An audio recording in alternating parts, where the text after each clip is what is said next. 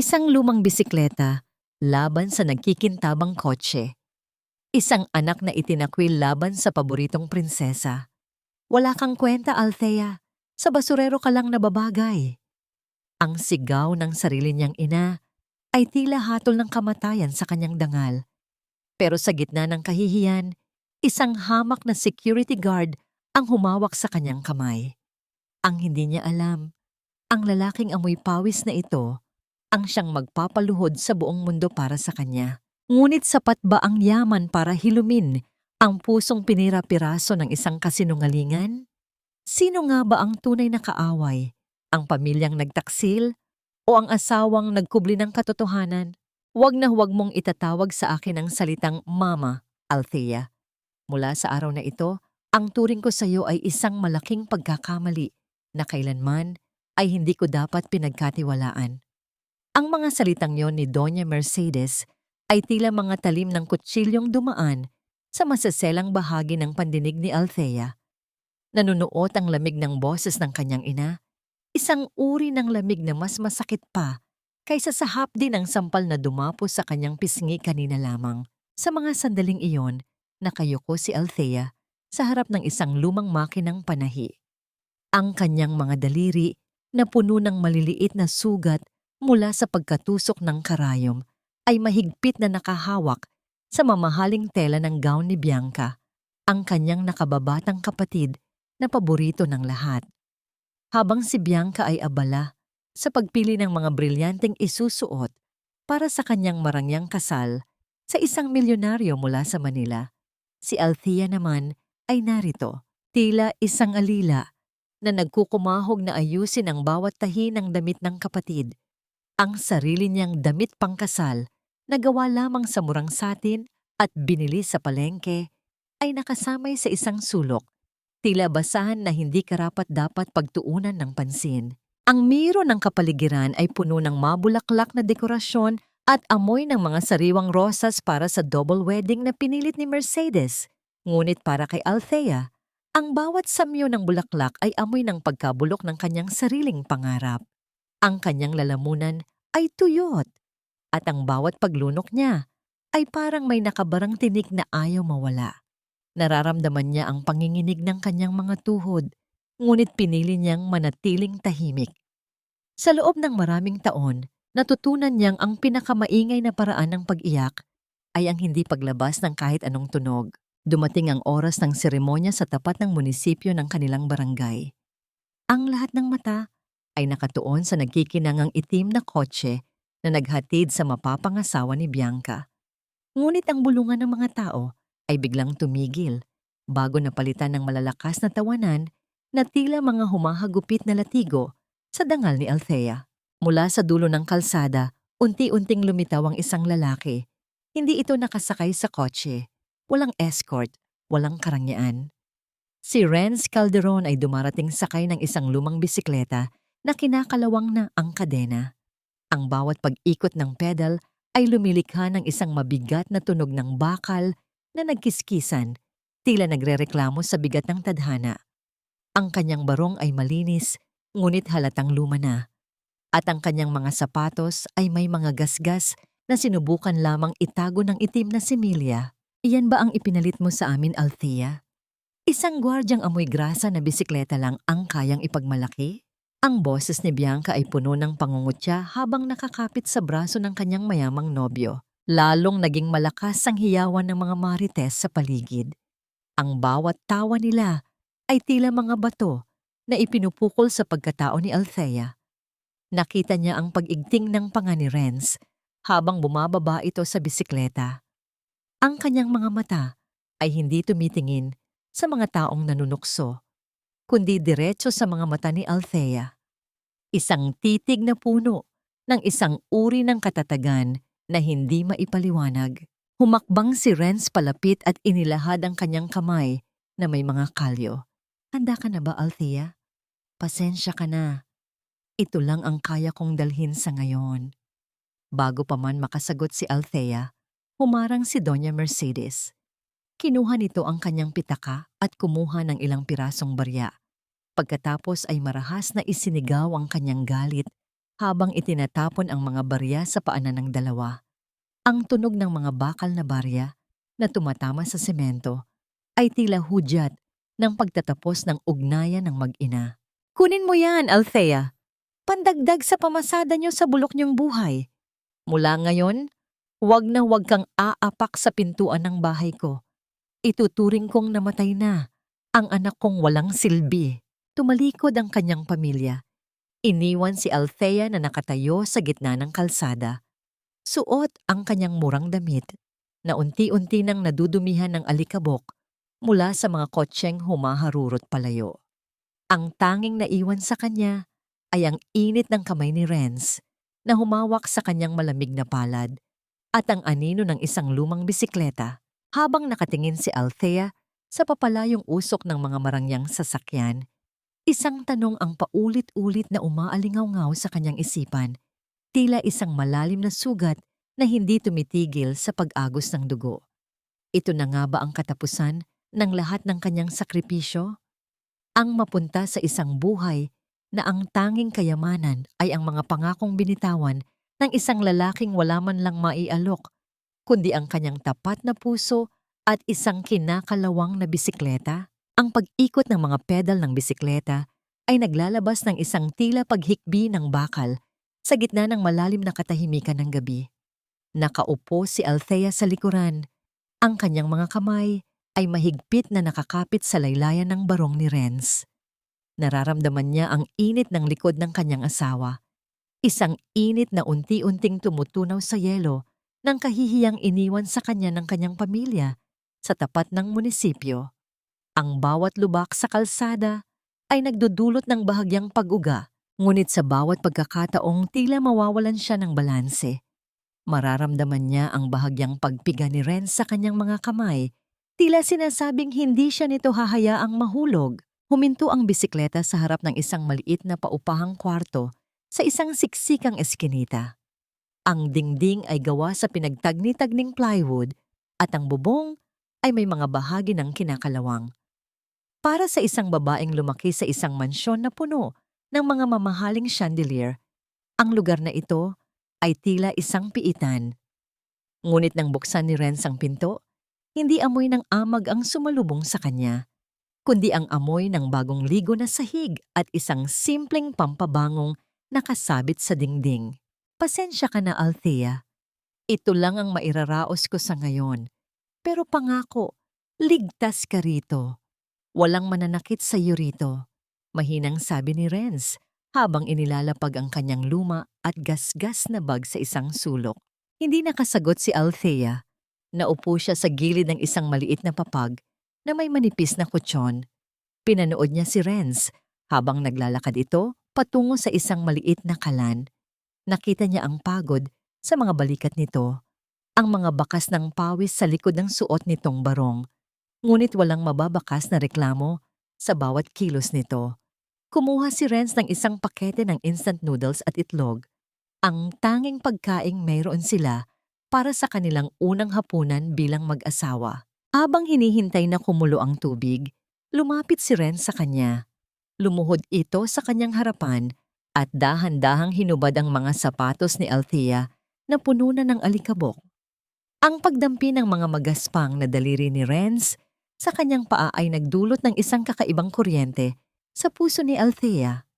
Isang uri ng pag-aalaga na hindi niya kailanman naramdaman mula sa sarili niyang ina. Mahal, kain na tayo. Mainit pa ito. Yaya ni Renz makalipas ang ilang minuto. Inilapag niya ang 2 mangkok sa isang maliit na mesang gawa sa plastik. Thank you, Renz. Bulong ni Althea. Kahit simple ang pagkain, tila ito ang pinakamasarap na hapunang natikman niya dahil wala itong kasamang panglalait o sigaw. Ngunit sa gitna ng kanilang pagkain, biglang nag-vibrate ang cellphone ni Renz na nakapatong sa ibabaw ng cabinet. Nakita ni Althea ang saglit na pagbabago sa ekspresyon ng mukha ni Renz. Isang matalim at seryosong tingin na tila hindi pagmamayari ng isang simpleng gwardya. Tumayo si Renz at lumabas ng bahagya sa pinto upang sagutin ang tawag. Dahil sa nipis ng plywood na dingding, Hindi sinasadyang narinig ni Althea ang boses ni Renz. Ngunit hindi ito ang Renz na kilala niya. Ang boses nito ay naging malamig, dominante, at nagsasalita sa isang napaka-formal na wikang Ingles na tila sanay sa pag-uutos sa malalaking tao. I told you, don't call me unless it's a crisis. Execute the acquisition of the northern property now. I don't care about the price. Just make sure the Villanueva assets are frozen by next week. Nanigas si Althea sa kanyang kinauupuan. Ang acquisition? Frozen assets? Ang pamilya niya ba ang pinag-uusapan nito? Bago pa man siya makapag-isip ng malalim, bumalik na si Renz sa loob. Suot muli ang kanyang mahiyain at simpleng ngiti na tila walang nangyari. Sino yun, Renz? Bakit parang seryoso yata? Tanong ni Althea. Sinusubukang itago ang kaba sa kanyang boses. Yung head guard lang namin, Althea. Pinapagalitan ako dahil hindi ako pumasok kanina para sa kasal natin. Huwag mo nang isipin yon. Pagsisinungaling ni Renz habang dahan-dahang inililigpit ang kanilang pinagkainan. Nang gabing iyon, habang mahimbing na ang tulog ni Renz dahil sa pagod, hindi madalaw ng antok si Althea. Ang kanyang isipan ay puno ng mga katanungan. Tumayo siya upang kumuha ng tubig nang matabig niya ang bag ni Renz na nakasabit sa gilid ng cabinet. Nahulog ang bag at bumukas ang zipper nito. Sa pag-aayos ni Althea ng mga gamit, isang bagay ang kuminang sa ilalim ng ilaw ng kanilang maliit na bumbilya. Isang gintong relo na may mga maliliit na diamante sa paligid ng mukha nito. Isang Patek Philippe. Alam ni Althea ang halaga nito dahil nakita na niya ang ganitong disenyo sa mga luxury magazine ni Bianca. Ang relong ito ay sapat na upang pambili ng 10 mansyon na katulad ng sa kanyang ina. Nanginginig ang mga kamay ni Althea habang hawak ang mamahaling bagay. Paano magkakaroon ng ganitong kayamanan ang isang lalaking ang tanging pag-aari ay isang kinakalawang na bisikleta? Sino ba talaga ang lalaking natutulog sa tabi niya sa maliit na silid na ito? Isang tagapagligtas o isang estranghero na may mas malalim at mas madilim na lihim kaysa sa kanyang ina? Hinawakan ni Althea ang kanyang dibdib. Nararamdaman ang mabilis na tibok ng kanyang puso na tila isang babala sa gitna ng katahimikan. Ang bawat barya na inilalapag ni Althea sa ibabaw ng mesa ay tila mga piraso ng kanyang sariling laman na unti-unti niyang tinitapyas. Maingat niyang binibilang ang mga lukot na 20 pesos at 10 pisong barya habang ang sinag ng araw ay pilit na sumisilip sa siwang ng kanilang dampa. Ito ang perang itinabi nila ni Renz para sana sa pambayad ng kuryente at pambili ng bigas sa susunod na linggo. Ngunit sa isang tawag lang mula sa kanyang ina, ang lahat ng iyon ay kailangang maglaho. Nanginginig ang kanyang mga kamay habang hawak ang cellphone. Paulit-ulit na umaalingaw-ngaw sa kanyang pandinig ang boses ni Doña Mercedes kaninang umaga. Walang kamusta ka na, walang kumain ka na ba? Ang tanging narinig niya ay ang pamilyar na bulyaw at panunumbat. Althea, kung may katiting ka pang utang na loob sa akin, padalhan mo ako ng 5,000 piso ngayon din. Si Bianca, kailangang bayaran ang huling installment ng kanyang designer bag. Kung hindi ay mapapahiya siya sa mga kaibigan niya. Huwag kang magpanggap na wala kayong pera. Alam kong may itinatago ka. Gusto sanang isigaw ni Althea na ang asawa niya ay isang hamak na gwardya at ang tanging sasakyan nila ay isang bisikletang luma. Gusto niyang sabihin na kahit asin ay pinagkakasya nila para lang may makain. Pero ang salitang utang na loob ay tila isang tanikalang nakapulupot sa kanyang leeg. Sinasakal ang bawat reklamo na nais niyang pakawalan. Ito ang buhay na nakasanayan niya, ang maging alay sa altar ng luho ng kanyang kapatid at sa kasakiman ng kanyang ina. Naramdaman ni Althea ang pagbukas ng pinto. Pumasok si Renz, suot ang kanyang unipormeng asul na medyo kupas na ang kulay. May dala itong isang maliit na supot ng tinapay, ang kanyang sorpresang pasalubong para sa asawa. Pero agad na napako ang tingin ni Renz sa mga barya sa mesa at sa namumugtong mga mata ni Althea. Lalapit sana si Renz upang haplusin ang balikat ng asawa.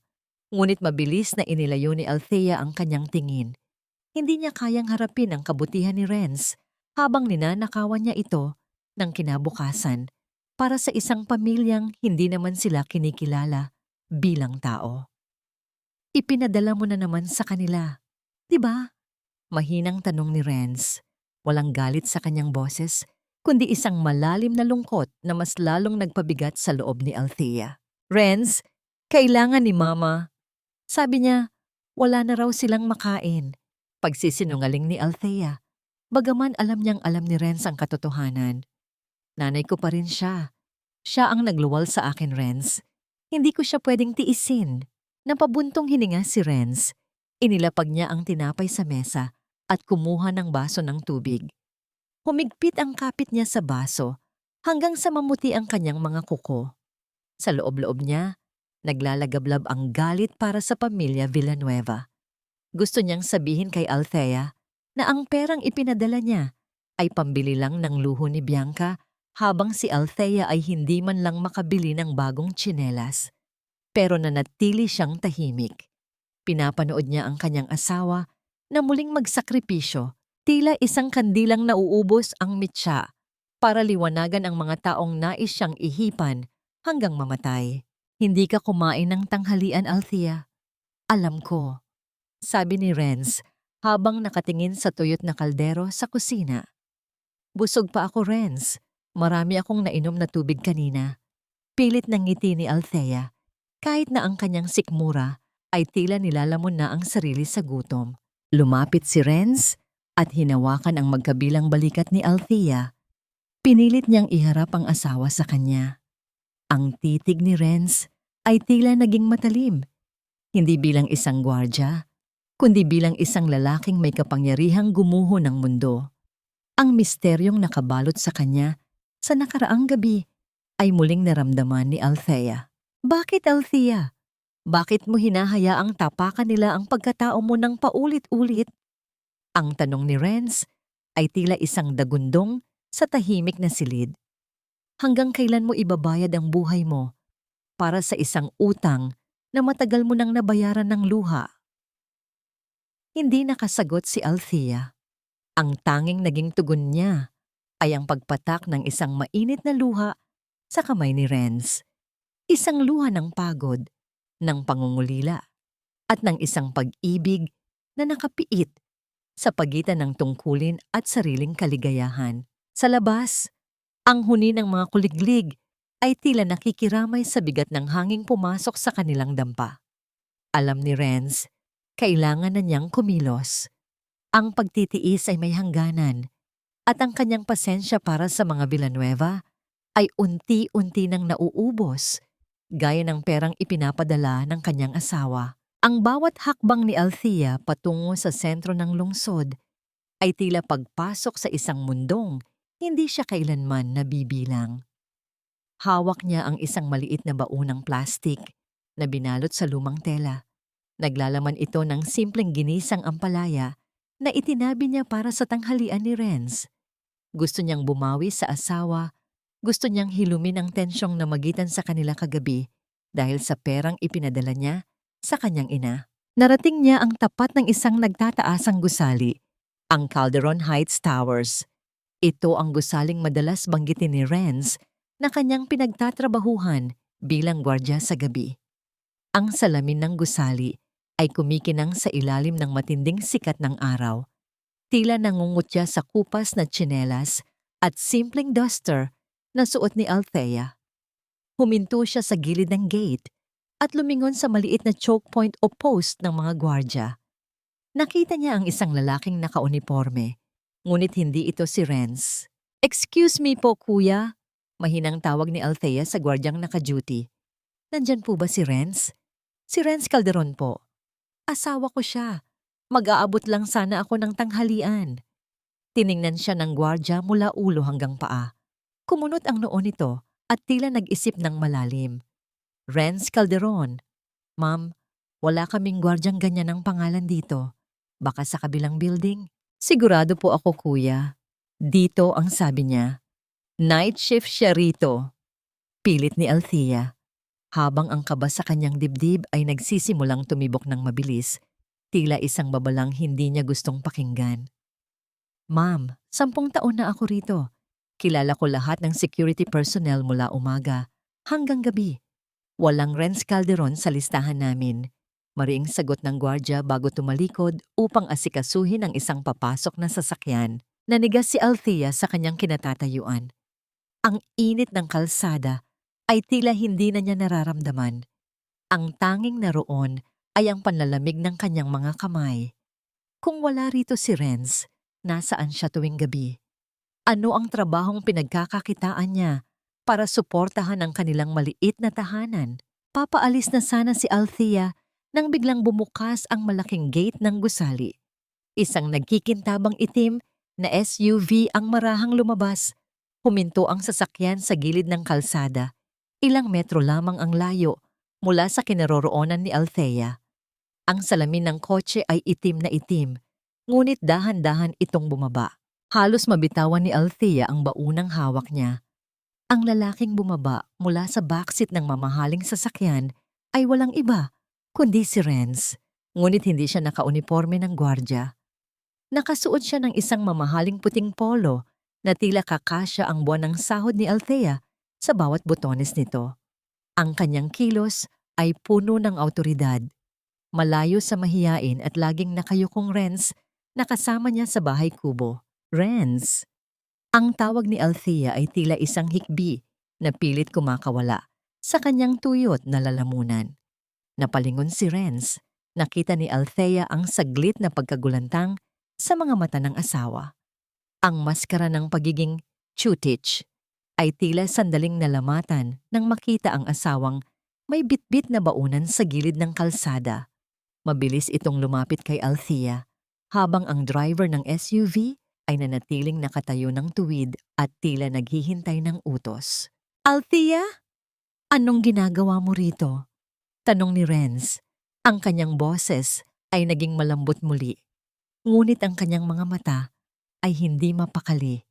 Tila naghahanap ng paraan upang itago ang katotohanang unti-unti nang sumisilip. Sabi mo, gwardya ka rito? Pero sabi ng guard sa post, hindi ka raw nila kilala. At bakit ka galing sa loob ng kotseng yan? Nanginginig ang boses ni Althea. Inilahad niya ang baunang plastik na tila ba ang ginisang ampalaya sa loob nito ay naging simbolo ng kanyang kamangmangan. Huminga ng malalim si Renz. Hinawakan niya ang siko ni Althea at dinala ito sa mas tahimik na bahagi ng sidewalk. Mahal, makinig ka. Yung boss ko, pinasabay lang ako. May iniutos siyang mahalagang dokumento kaya kailangan kong magbihis ng maayos. Yung guard na napagtanungan mo, bago lang yun, kaya hindi pa ako kilala. Tiningnan ni Althea si Renz. Gusto niyang maniwala. Gusto niyang isipin na ang lahat ay may lohikal na paliwanag.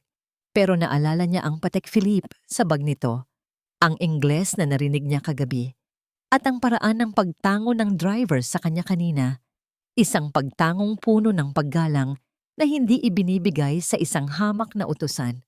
Renz, huwag kang magsinungaling sa akin. Sabihin mo ang totoo. Pagsusumamo ni Althea. Ang mga luha ay nagbabadyang pumatak. Iyon ang totoo, Althea. Nagtatrabaho ako para sa kinabukasan natin. Hindi mo kailangang mag-alala, sagot ni Renz. Ngunit iniwas niya ang kanyang tingin. Kinuha niya ang baunan mula sa kamay ni Althea. Salamat dito. Babawi ako mamayang gabi pag uwi ko. Mag-ingat ka sa pag-uwi, ha? Mabilis na bumalik si Renz sa loob ng SUV at humarurot ito palayo. Iniwan si Althea na nababalot ng usok at ng mas matinding pagdududa. Habang nakatayo siya doon, isang itim na business card ang nakita niyang nalaglag mula sa bulsa ni Renz kanina. Pinulot niya ito. Walang pangalan ng kumpanya. Tanging isang gintong logo ng Corona at isang numero ng telepono. Sa likod nito, may nakasulat na maikling nota sa sulat kamay. The Villanueva acquisition is complete. Waiting for your signal, sir. Nanlamig ang buong pagkatao ni Althea. Ang kanyang pamilya, ang kanyang asawa. Ano ang tunay na laro sa likod ng lahat ng ito? Althea, siguraduhin mong malinis ang mga wine glass. Ayokong mapahiyaya sa mga friends ni Paulo dahil lang sa kapabayaan mo. At please, lumayo-layo ka sa mga guests. Baka maamoy nila ang pawis mo. Ang tinig ni Doña Mercedes ay pumailan lang sa loob ng kanilang marangyang dining room, kasabay ng tunog ng mga kubyertos na dahan-dahang inilalatag ni Althea sa ibabaw ng telang puti. Habang ang kanyang pamilya ay naghahanda para sa isang engrandeng hapunan upang ipagdiwang ang bagong business deal ni Paulo, ang asawa ni Bianca, si Althea ay naroon hindi bilang kapatid, kundi bilang isang unpaid servant. Ang kanyang mga kamay ay nanunuyo sa sobrang paggamit ng sabon at ang kanyang likod ay tila mababali na sa maghapong paglilinis. Napakasakit ng kaibahan. Si Bianca ay nakaupo sa sofa, suot ang isang mamahaling silk dress habang humihigop ng wine. Samantalang si Althea ay kailangang magsuot ng kupas na apron upang hindi madumihan ang kanyang tanging disenteng duster. Sa bawat kislap ng chandelier sa itaas, lalong nagiging madilim ang pakiramdam sa loob ng dibdib ni Althea. Hawak-hawak pa rin niya sa loob ng kanyang bulsa ang business card na nalaglag ni Renz kanina. Ang itim na papel na naglalaman ng mga salitang tila isang sumpa sa kanyang pamilya. Oh my God, Althea, are you even listening? Sabi ko, ilabas mo na ang appetizers. Iritableng sigaw ni Bianca habang pinapaypayan ang sarili. And where is your husband? Sabi ni Mama. Darating daw ang gwardyang yon. Make sure na sa kusina lang siya dadaan, ha? Baka makita siya ng business partners ni Paulo. Isipin nila ay may squatter kaming kamag-anak. Eksakto sa sandaling iyon, ang tunog ng kadena ng isang lumang bisikleta ay narinig mula sa labas ng gate. Ang bawat pagpihit ng bakal ay nagbibigay ng isang nakakairitang ingay na tila sinasadyang sirain ang prestihiyo ng gabing iyon. Pumasok si Renz. Suot ang kanyang kupas na uniforme ng gwardya. Ang kanyang hitsura ay malayo sa lalaking nakita ni Althea na bumaba sa SUV kanina. Tila ba may dalawang magkaibang tao na nananahan sa loob ng katawan ng kanyang asawa. Naupo ang lahat sa mesa. Si Renz ay pinilit ni Mercedes na maupo sa pinakadulo, malayo sa mga pangunahing bisita, tila isang anino na hindi dapat mapansin. Habang kumakain, ang usapan ay uminog sa kayamanan at tagumpay. Alam mo, Renz, mahirap talaga ang buhay gwardya, no? Mayabang na sabi ni Paulo habang hinihiwa ang kanyang steak. I was thinking, baka gusto mong maging parking attendant sa kumpanya ko? Mas malaki ang kikitain mo kaysa sa pagbabantay lang ng gate. At least doon, makakahawak ka ng mga kotseng hindi mo kailanman mabibili. Nagtawanan sina Mercedes at Bianca. Ang tunog ng kanilang halakhak ay tila mga tinik na bumaon sa puso ni Althea. Tiningnan niya si Renz.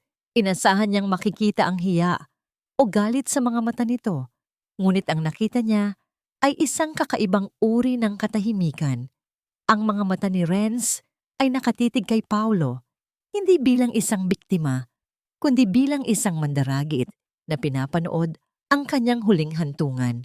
Biglang ibinagsak ni Paulo ang kanyang tinidor sa pinggan na lumikha ng isang matunog na ingay ng bakal sa porselana. Wait, Althea. Bakit ang alat ng ulam? Wala ka na talagang ginawang tama. Just like your husband, you're both failures. Sa sobrang galit, kinuha ni Paulo ang baso ng tubig at tila aksidenteng itinigil ang laman nito sa direksyon ni Renz. Nabasa ang uniforme ng kanyang asawa.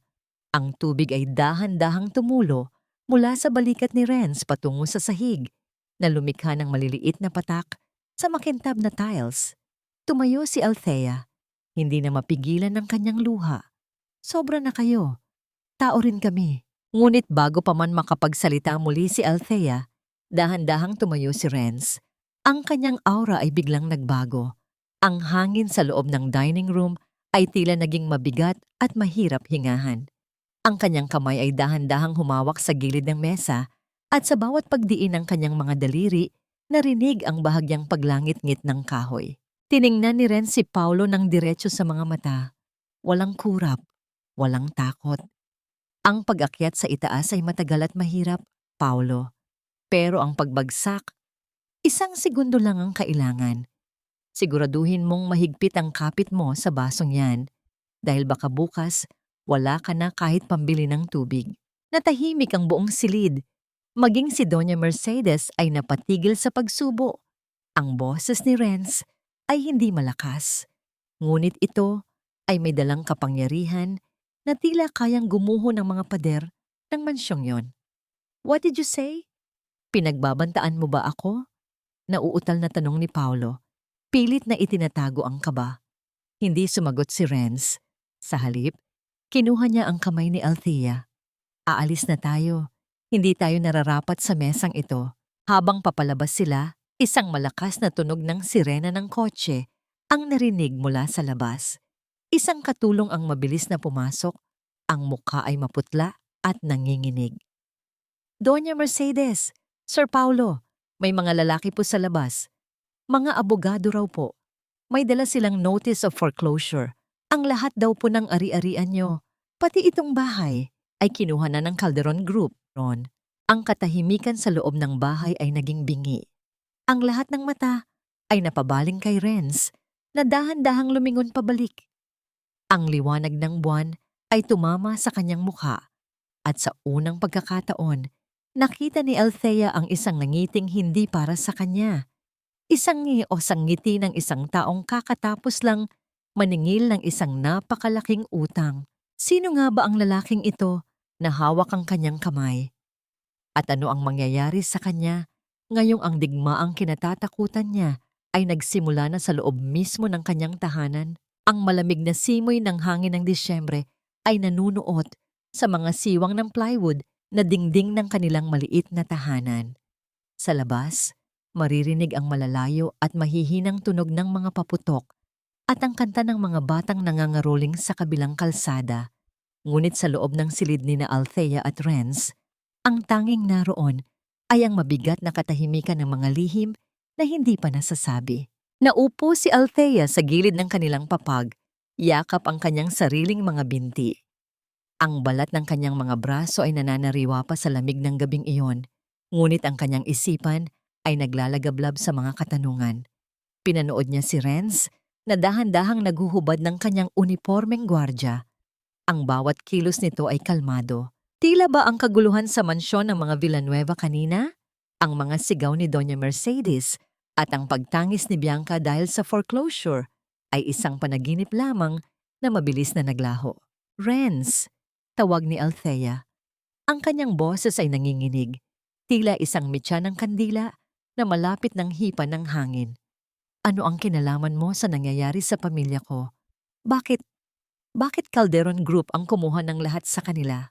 Huminto si Renz sa kanyang paggalaw. Nanatili siyang nakatalikod kay Althea at sa ilalim ng malamlam na ilaw ng bumbilya, nakita ni Althea ang pag-akyat baba ng balikat ng kanyang asawa. Isang malalim na buntong hininga ang pinakawalan ni Renz bago siya dahan-dahang humarap. Nagkataon lang siguro yun, Althea. Ang kumpanyang pinagtatrabahuhan ko ay malaking korporasyon.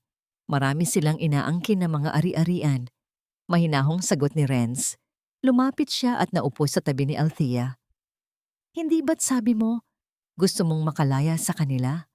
Ngayong wala na silang kapangyarihan para saktan ka, hindi ba dapat ay maging panatag na ang loob mo?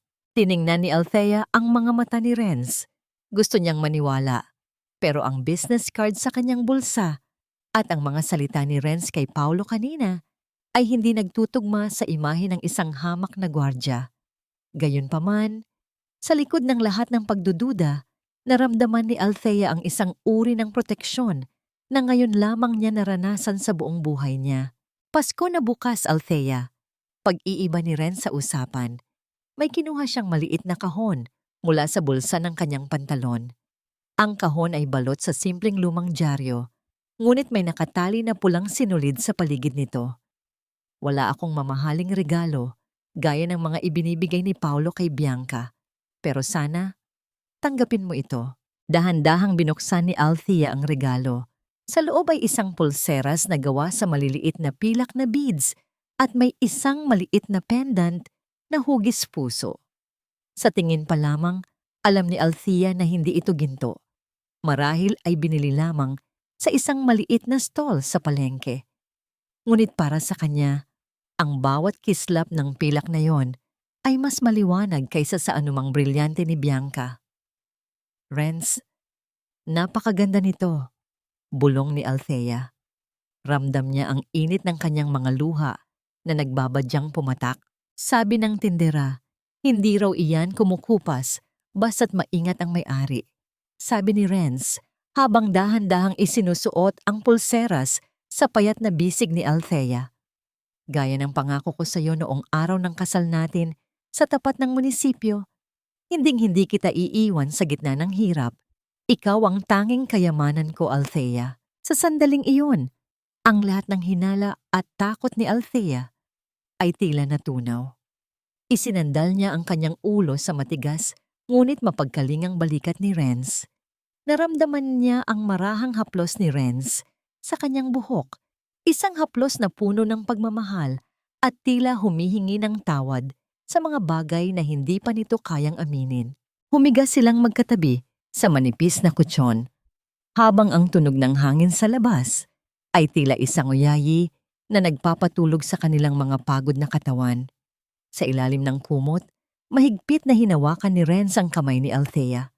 Ang pintig ng kanilang mga puso ay nagtugma, lumilikha ng isang mundo kung saan silang dalawa lamang ang nakakaalam ng katotohanan. Ngunit habang papalubog ang diwa ni Althea sa antok, naramdaman niyang bahagyang gumalaw si Renz. Akala niya ay inaayos lang nito ang kumot, ngunit narinig niya ang mahinang pagtunog ng isang mensahe sa cellphone nito na nakatago sa ilalim ng unan. Dahil sa kuryosidad, napilit niyang nilalabanan, bahagyang idinilat ni Althea ang kanyang isang mata. Nakita niya ang liwanag mula sa screen ng cellphone ni Renz. Isang maikling mensahe ang nabasa niya bago ito mabilis na pinatay ng kanyang asawa. Sir, the Villanueva mansion is now vacant. We can proceed with the demolition tomorrow morning. Your orders? Ang init na nararamdaman ni Althea kanina ay biglang napalitan ng isang matinding panlalamig. Ang pulsera sa kanyang bisig na simbolo ng pagmamahal ni Renz ay tila naging isang mabigat na tanikala. Ang lalaking kayakap niya, ang lalaking nagbigay sa kanya ng kapayapaan, ay siya rin palang lalaking may hawak ng martilyo na dudurog sa huling alaala ng kanyang nakaraan. Hanggang kailan mananatiling matamis ang kasinungalingang ito bago ito maging lason na papatay sa kanilang pag-ibig. Ang bawat kislap ng pilak na pulseras sa kanyang bisig ay tila naging isang mitya ng apoy na unti-unting pumapaso sa balat ni Althea. Habang sumisikat ang araw sa bintana ng kanilang dampa, hindi ang pag-asa ng bagong umaga ang naramdaman niya, kundi ang bigat ng isang katotohanang hindi niya kayang aminin. Ang mensaheng nabasa niya sa cellphone ni Renz kagabi ay tila isang multo na sumusunod sa bawat galaw niya. Hindi pa man siya nakakapagtimpla ng kape. Isang marahas na kalabog sa kanilang pinto ang bumasag sa katahimikan ng eskinita.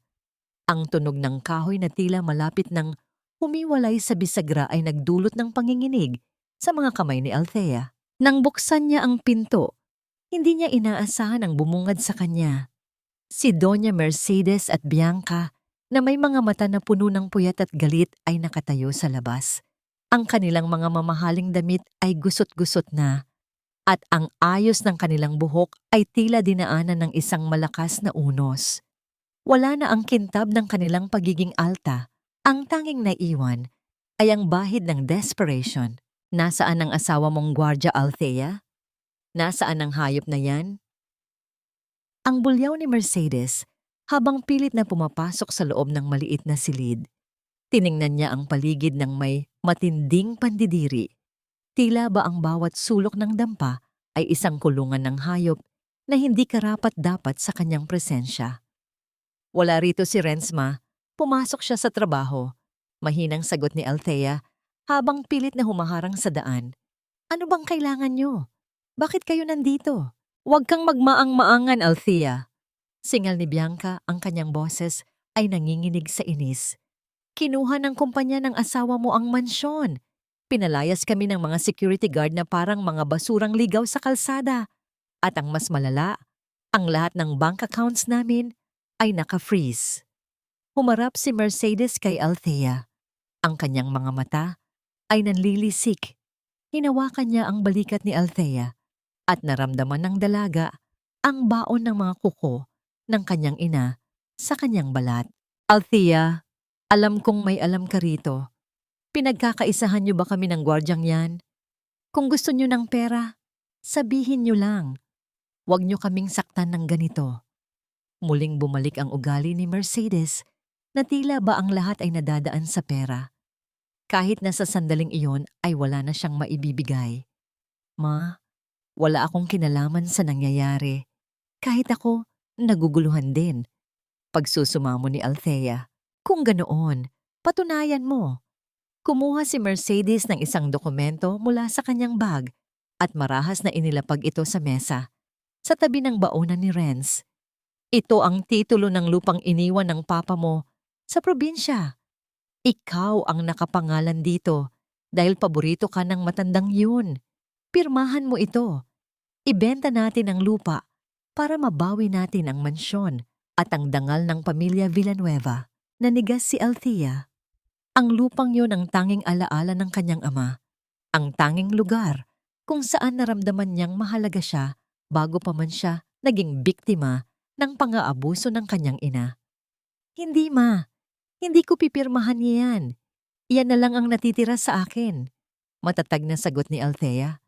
Kahit na ang kanyang puso ay tila sasabog na sa kaba. Isang matunog na sampal ang dumapo sa pisngi ni Althea.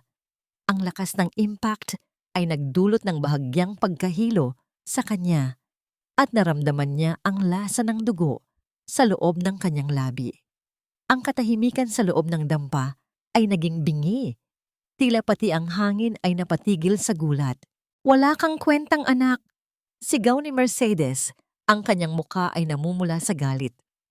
Pinalaki kita, pinakain at binihisan, tapos ngayon na kailangan kita, ipagdadamot mo sa akin ang isang kapirasong lupa. Utang mo sa akin ang buhay mo, Althea. Kung hindi dahil sa akin, baka sa kalsada ka lang pinulot ng kung sino. Ipinanganak mo ako, ma. Pero kailanman ay hindi mo ako itinuring na anak. Pabulong na sagot ni Althea habang hawak ang kanyang namamagang pisngi. Ang mga luha ay dahan-dahang pumatak, hindi dahil sa sakit ng sampal, kundi dahil sa hapdi ng katotohanang ang kanyang ina ay mas pinahahalagahan ang pader ng mansyon kaysa sa sariling dugo. Umalis na kayo. Wala kayong makukuha sa akin. Pagpapatuloy ni Althea. Lalong nagwala si Mercedes. Nagsimula siya ng maghagis ng mga gamit sa loob ng dampa.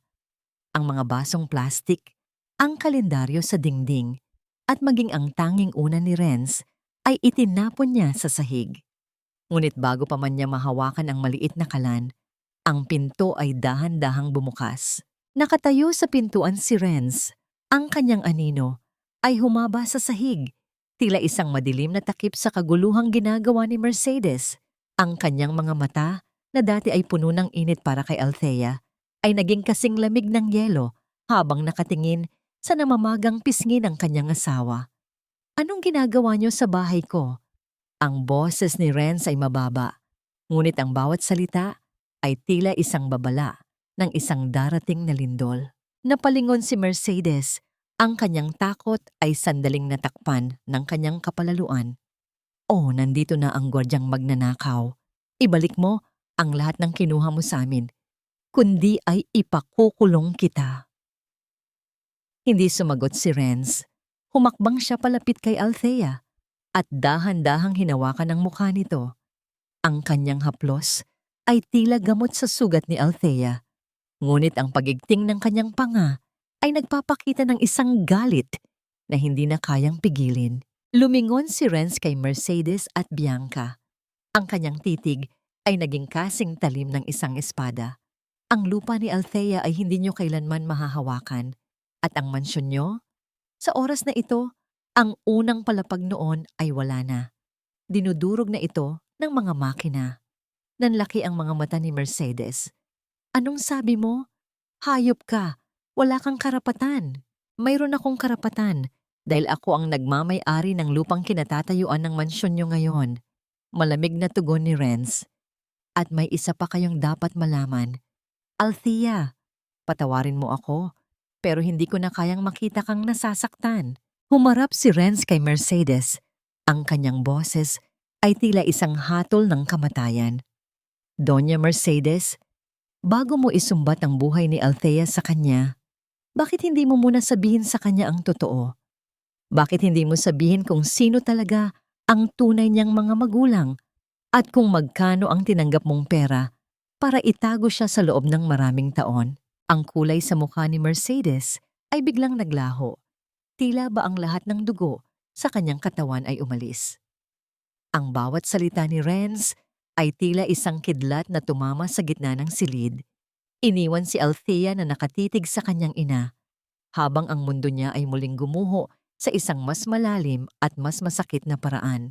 Ang bawat salita ni Renz ay tila mga tipak ng yelo na bumagsak sa mainit na semento. Lumilikha ng isang usok ng kalituhan na bumalot sa buong silid. Ang katahimikan ay naging napakabigat. Tila ba pati ang alikabok na sumasayaw sa sinag ng araw ay napatigil sa paggalaw.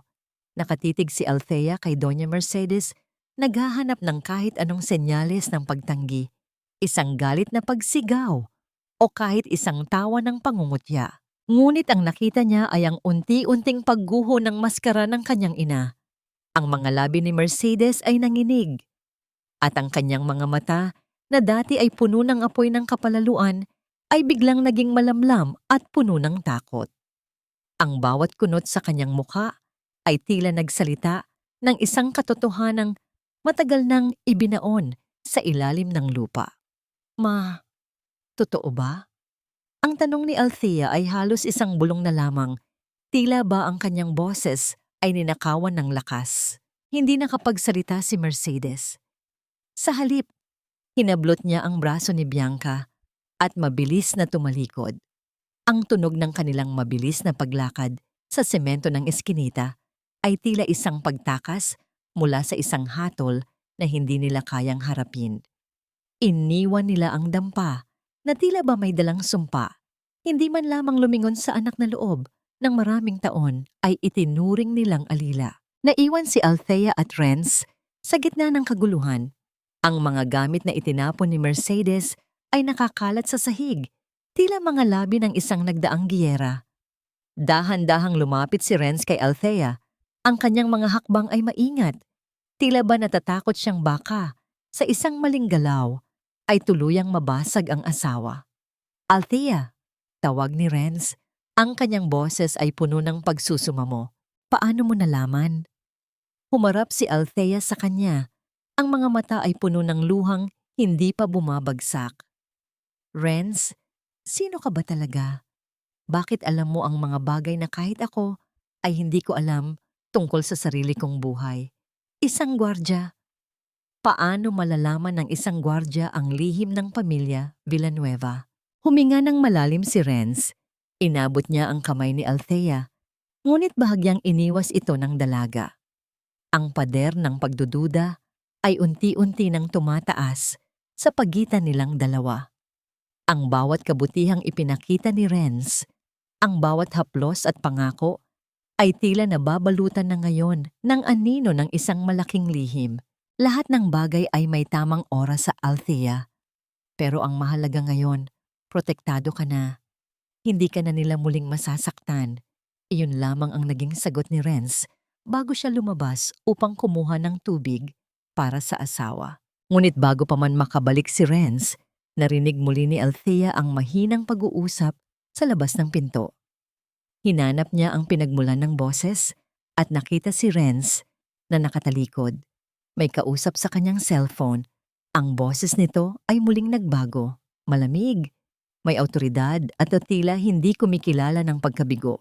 The debt collectors I sent to the Villanueva's business associates, tell them to stop. Focus all the pressure on Paulo's remaining assets instead. And the woman, Mercedes, make sure she realizes that every cent she stole from Althea's real inheritance will be paid back in full. No mercy. Nanigas ang buong pagkatao ni Althea.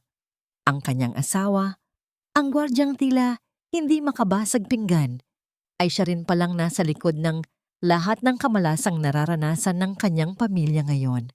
Ang mga maniningil ng utang na biglang naglaho para sa kanya, ngunit naging bangungot para sa kanyang ina, ay mga tauhan ni Renz. Dahan-dahang pumasok si Renz, dala ang isang baso ng tubig. Nakita niya ang ekspresyon sa mukha ni Althea at agad niyang naramdaman na narinig nito ang kanyang sinabi. Inilapag niya ang baso sa mesa at lumuhod sa tapat ng asawa. Galit ka ba, Althea? Galit ka ba dahil ginagawa ko ang lahat para ipaghiganti ka? Tanong ni Renz. Ang kanyang mga mata ay naghahanap ng pag-unawa.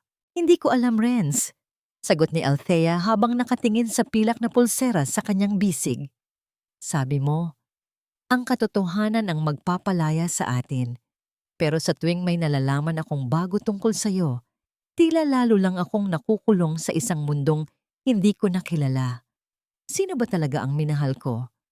Ang gwardyang sumusundo sa akin sa bisikleta o ang lalaking kayang sirain ang buhay ng isang pamilya sa isang tawag lang? Hindi nakasagot si Renz. Sa halip kinuha niya ang business card na nalaglag niya noon na ngayon ay hawak na ni Althea. Marahan niya itong kinuha at pinunit sa harap ng asawa.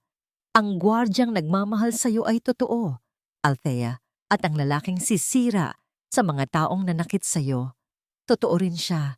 Iisa lang kami. Habang ang gabi ay unti-unting bumabalot sa kanilang maliit na tahanan, isang misteryosong itim na sobre ang isiniksik sa ilalim ng kanilang pinto. Pinulot ito ni Althea nang hindi nakikita ni Renz. Sa loob ng sobre ay may isang lumang larawan ng isang magandang babaeng kamukhang-kamukha niya. May hawak na sanggol sa tapat ng isang malaking mansion na may logo ng isang korona, ang parehong logo na nasa business card ni Renz. Sa likod ng larawan, may nakasulat na maikling mensahe. They didn't just hide you, Althea. They stole you, and the man beside you knows why. Ang puso ni Althea ay tila tumigil sa pagtibok. Sino ang nagpadala nito? At bakit tila mas malalim ang pagkakaugat ni Renz sa kanyang nakaraan kaysa sa inaakala niya? Ang bawat hakbang patungo sa katotohanan ay tila naglalayo sa kanya sa taong inaakala niyang kanyang kanlungan. Ang lumang larawan ay tila nakakapaso sa mga daliri ni Althea. Ilang oras na siyang nakatitig sa mukha ng babaeng nasa litrato. Isang mukhang halos salamin ng kanyang sariling pisikal na anyo. Ngunit may kakaibang kislap ng karangyaan sa mga mata na kailanman ay hindi naranasan ni Althea. Ang logo ng gintong korona sa itaas na bahagi ng mansyon sa background ng litrato ay paulit-ulit na umiikot sa kanyang isipan. Tila isang palaisipang naghihintay na lamang ng huling piraso upang mabuo. Ang malalim niyang pag-iisip ay nahinto lamang ng mag-ilaw at mag-vibrate ang kanyang lumang cellphone sa ibabaw ng mesang plastic. Ang pangalan ni Doña Mercedes ang lumabas sa screen. Dahan-dahan itong sinagot ni Althea. Inaasahan ang panibagong bugso ng sumbat at galit. Ngunit sa halip na sigaw ng pagkasira, isang matinis at tila nagdiriwang na tawa ang sumalubong sa kanya mula sa kabilang linya. Althea, akala mo ba ay tuluyan na kaming babagsak? Ang boses ni Mercedes ay umalingaw-ngaw. Puno ng kayabangan na tila hindi sila kailanman nakaranas ng pagkakapalayas mula sa kanilang sariling tahanan. Ang langit ay hindi natutulog. Nakatanggap lang naman kami ng isang VIP invitation mula sa mismong headquarters ng Calderon Group sa Manila. Kumunot ang noo ni Althea. Calderon Group? Ma, sila ang kumuha ng bahay niyo. Bakit nila kayo iimbitahan? Dahil iyan sa asawa ni Bianca. Mabilis na sagot ni Mercedes, ang tono ay puno ng ilusyon. Nakita marahil ng bagong presidente ng kumpanya ang potensyal ni Paulo. Ito na ang pagkakataon namin para makipag-alyansa sa pinakamalaking pamilya sa buong bansa. Isang grand anniversary gala, Althea. Nandoon ang lahat ng mga bilyonaryo at sikat na personalidad.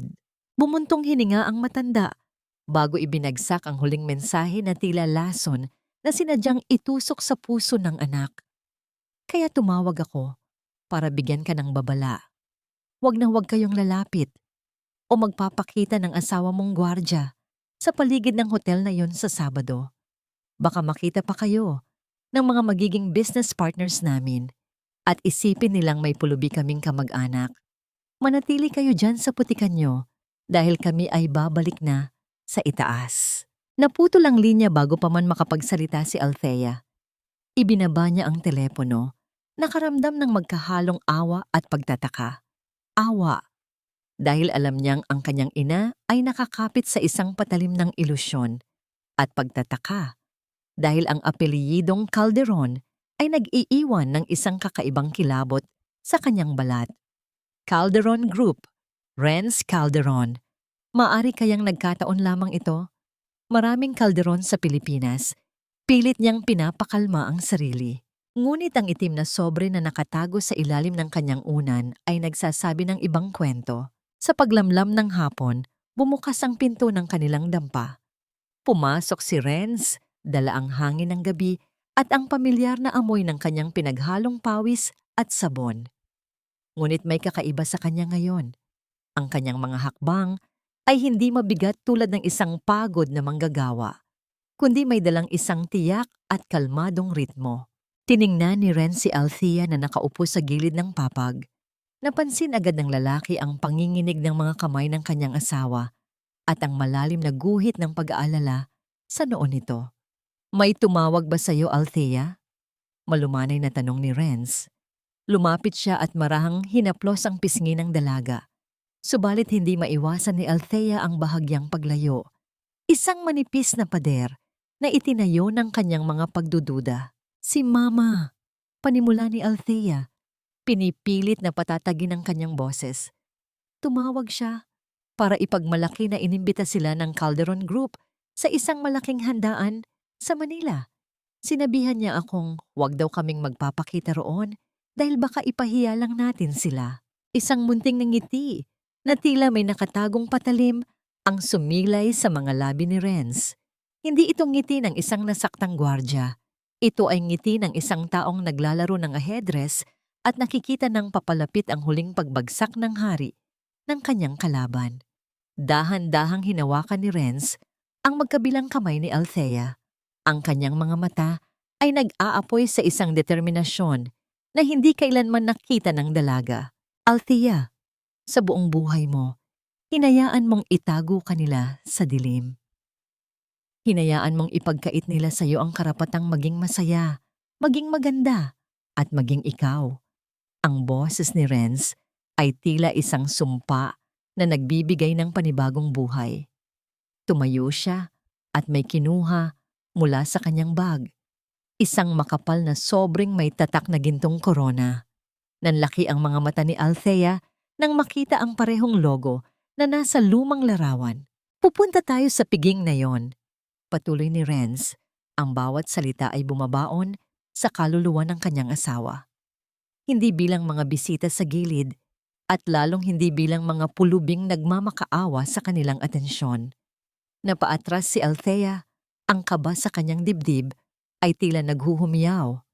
Renz, anong sinasabi mo? Paano tayo makakapasok doon? Ano bang pinaplano mo? Hindi sinagot ni Renz ang mga katanungan. Sa halip, hinawakan niyang muli ang mukha ng asawa.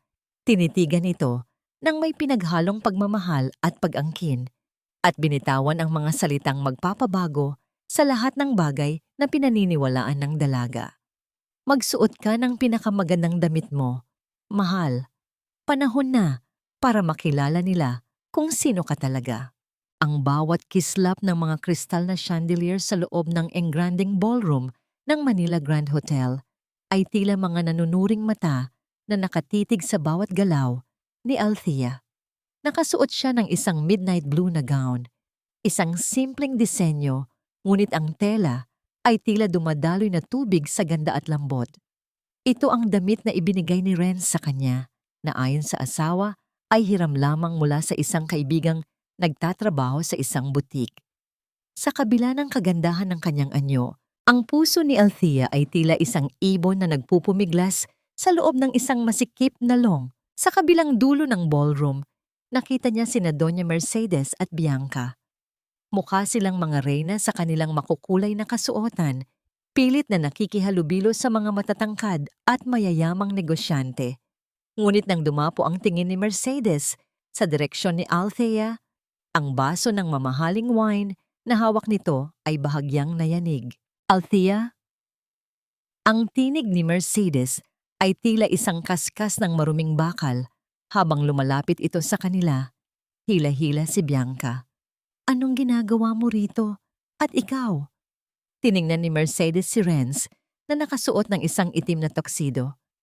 Saan mo ninakaw ang suot mo, gwardya? Akala niyo ba ay makakapagtago kayo rito? Ma, umalis na tayo rito. Ayoko ng gulo. Pabulong na pagsusumamo ni Althea, ang kanyang mga kamay ay nanginginig habang nakakapit sa braso ni Renz. Gulo? Kayo ang gulo rito? Singal ni Bianca na ang muka ay namumula sa inggit habang tinitingnan ang kagandahan ng kanyang kapatid. Security! May mga impostor dito. May isang hamak na gwardya at isang katulong na nakapasok sa party. Ang sigaw ni Bianca ay naging sanhi ng paghinto ng musika. Ang mga usapan ng mga bilyonaryo ay napalitan ng isang mapanghusgang katahimikan.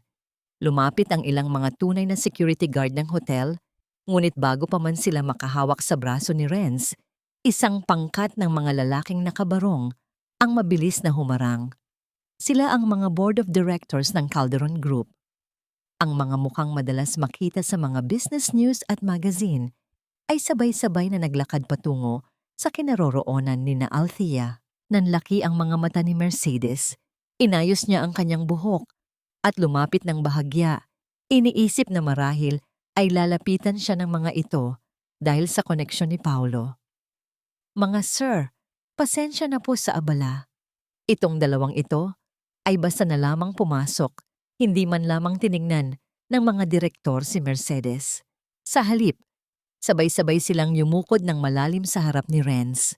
Ang tunog ng kanilang sabay-sabay na pagbati ay tila isang kulog na bumasag sa lahat ng ilusyon ng pamilya Villanueva. Good evening, Mr. President. We have been waiting for you. Ang katahimikan sa ballroom ay naging kasing bigat ng isang hatol. Ang basong hawak ni Paulo ay tuluyang nalaglag sa sahig. Lumikha ng tunog ng nagkadurog-durog na kristal na tila simbolo ng kanilang naglahong pangarap. Si Mercedes ay napahawak sa kanyang dibdib. Ang kanyang mukha ay nawalan ng kulay. Tila ba ang lahat ng dugo sa kanyang katawan ay naging abo. Pwede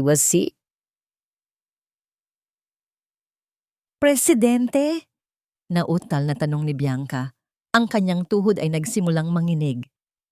Renz? Ang gwardya. Siya ang may-ari ng lahat ng ito?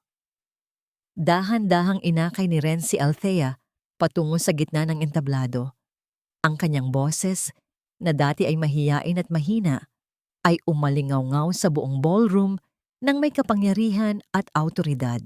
Ang pamilya Villanueva ay matagal nang naninirahan sa isang kasinungalingan. Simula ni Renz, ang kanyang titig ay nakatutok kay Mercedes na tila ba tinutunaw nito ang kaluluwa ng matanda. Itinuring niyo ang asawa ko na parang basura dahil sa akala niyo ay wala siyang halaga. Pero ngayong gabi, nais kong ipakilala sa inyong lahat ang tunay na reyna ng Calderon Group. Ang babaeng nagmahal sa akin noong wala pa akong maipagmamalaki, kundi ang aking tapat na puso. Iniharap ni Renz si Althea sa harap ng lahat. Siya si Althea Villanueva Calderon, ang aking asawa. At mula sa gabing ito, ang lahat ng ari-ariang kinuha ko sa pamilya Villanueva ay ipapangalan ko sa kanya. Siya ang magpapasya kung karapat-dapat pa ba kayong tumira sa ilalim ng isang bubong o kung kailangan nyo nang maranasan ang mamuhay sa kalsada na dati ay ipinanakot nyo sa kanya. Nagpalakpakan ng mga tao, ngunit ang tunog na yon ay hindi narinig ni Althea. Ang kanyang mundo ay umiikot. Tiningnan niya ang lalaking nasa tabi niya, ang lalaking nagbigay sa kanya ng katarungan, ngunit siya ring lalaking nagnakaw ng kanyang tiwala sa loob ng 1 taon. Nang matapos ang palakpakan, marahang binawi ni Althea ang kanyang kamay mula sa pagkakahawak ni Renz. Ang mga luha sa kanyang mata ay hindi luha ng pasasalamat, kundi luha ng isang pusong pakiramdam ay muling pinagtaksilan. Sino ka ba talaga, Renz? Ang bulong ni Althea ay tila isang patalim na humiwa sa tagumpay ng lalaki. Ang lahat ba ng hapunan nating magkasama sa dampa? Ang bawat paghihirap ko para makatulong sa iyo. Bahagi lang ba yun ng laro mo? Ginawa mo ba akong eksperimento para lang mapatunayan ang katapatan ko? Ang kislap sa mga mata ni Renz ay napalitan ng isang matinding takot. Takot na sa gitna ng pagbawi niya ng lahat ng yaman, ay tuluyan na niyang naiwala ang tanging bagay na hindi nabibili ng pera. Hindi ko kailangan ng corona, Renz. Ang kailangan ko ay asawa. Isang totoong tao. Hindi isang Diyos na naglalaro sa buhay ko mula sa itaas ng kanyang trono. Ang bawat hakbang ni Althea palabas ng marangyang ballroom ay tila pagtakas mula sa isang bangungot na binalot sa ginto. Ang tunog ng kanyang mga takong sa makintab na sahig na gawa sa marmol ay tila isang mabilis na tibok ng pusong nagmamadaling lumayo sa sakit. Hindi na niya pinansin ang mga bulungan ng mga tao, ang mga flash ng kamera, o ang mga titig ng kanyang ina at kapatid na tila mga estatwang naging abo na ang pag-asa. Sa labas ng hotel, ang ulan ay nagsimulang pumatak. Mabibigat na butil ng tubig na humahampas sa kanyang balat, tila nakikiramay sa bigat ng kanyang nararamdaman. Ang magandang midnight blue na gown na suot niya ay unti-unti nang bumibigat dahil sa tubig. Tila ba ito ay naging isang pasanin na sumasakal sa kanyang buong pagkatao. Althea! Althea! Makinig ka muna! Ang boses ni Renz ay umalinggaw-ngaw sa gitna ng ingay ng ulan. Huminto si Althea sa tapat ng kalsada, kung saan ang mga ilaw ng lungsod ay nagkakalat sa basang semento. Humarap siya kay Renz. Ang kanyang muka ay basang-basa. Hindi na malaman kung dahil ba sa ulan o sa mga luhang ayaw tumigil sa pag-agos. Nakita niya ang lalaking mahal niya na nakasuot ng tuxedo, mukhang isang prinsipe mula sa mga kwentong binabasa niya noon. Pero ang tanging nakikita niya ngayon ay isang estranghero. Anong pakiramdam, Renz? Nanginginig ang boses ni Althea. Ang bawat salita ay tila may kasamang dugo. Anong pakiramdam na panoorin akong magmakaawa sa asawa ni Bianca para lang sa ilang libong piso? Anong pakiramdam na makita akong hindi kumakain para lang may maipadala sa mama ko, habang ikaw ay may bilyon-bilyon sa bangko? Ginawa ko yun para protektahan ka, para makita mo kung sino talaga sila. Pagsusumamo ni Renz, ang kanyang mga mata ay puno ng desperasyon. Humakbang siya palapit, tila gustong abutin ang kamay ni Althea. Ngunit mabilis na umatras ang dalaga. Hindi, Renz. Ginawa mo yon dahil hindi ka nagtitiwala sa akin. Ginamit mo ang kahirapan natin para subukan ako, para patunayan sa sarili mo na hindi ako tulad ng ibang babaeng habol lang ay pera mo. Ginawa mo akong eksperimento sa loob ng sarili nating tahanan. Isang mapait na tawa ang kumawala sa mga labi ni Althea. Ang bawat gabi na nag-alala ako kung makakabayad ba tayo ng kuryente. Ang bawat patak ng pawis ko sa paglalaba ng mga damit mo. Lahat yun ay isang malaking biro para sa'yo, di ba? Hindi nakapagsalita si Renz.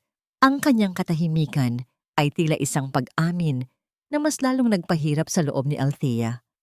Ang ulan ay lalong lumakas.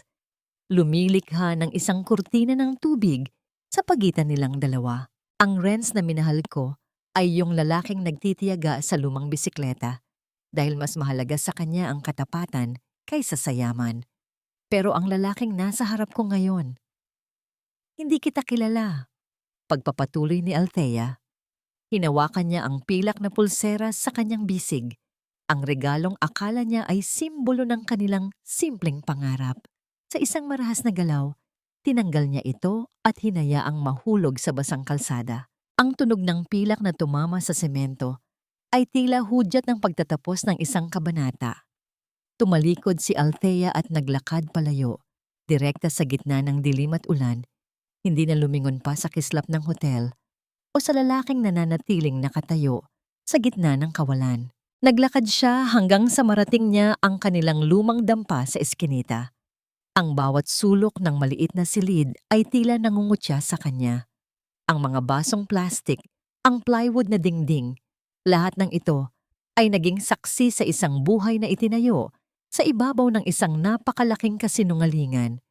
Naupo siya sa papag at niyakap ang kanyang sarili, habang ang lamig ng basang damit ay nanunuot sa kanyang mga buto. Makalipas ang ilang oras, narinig niya ang mahinang paghinto ng isang sasakyan sa labas.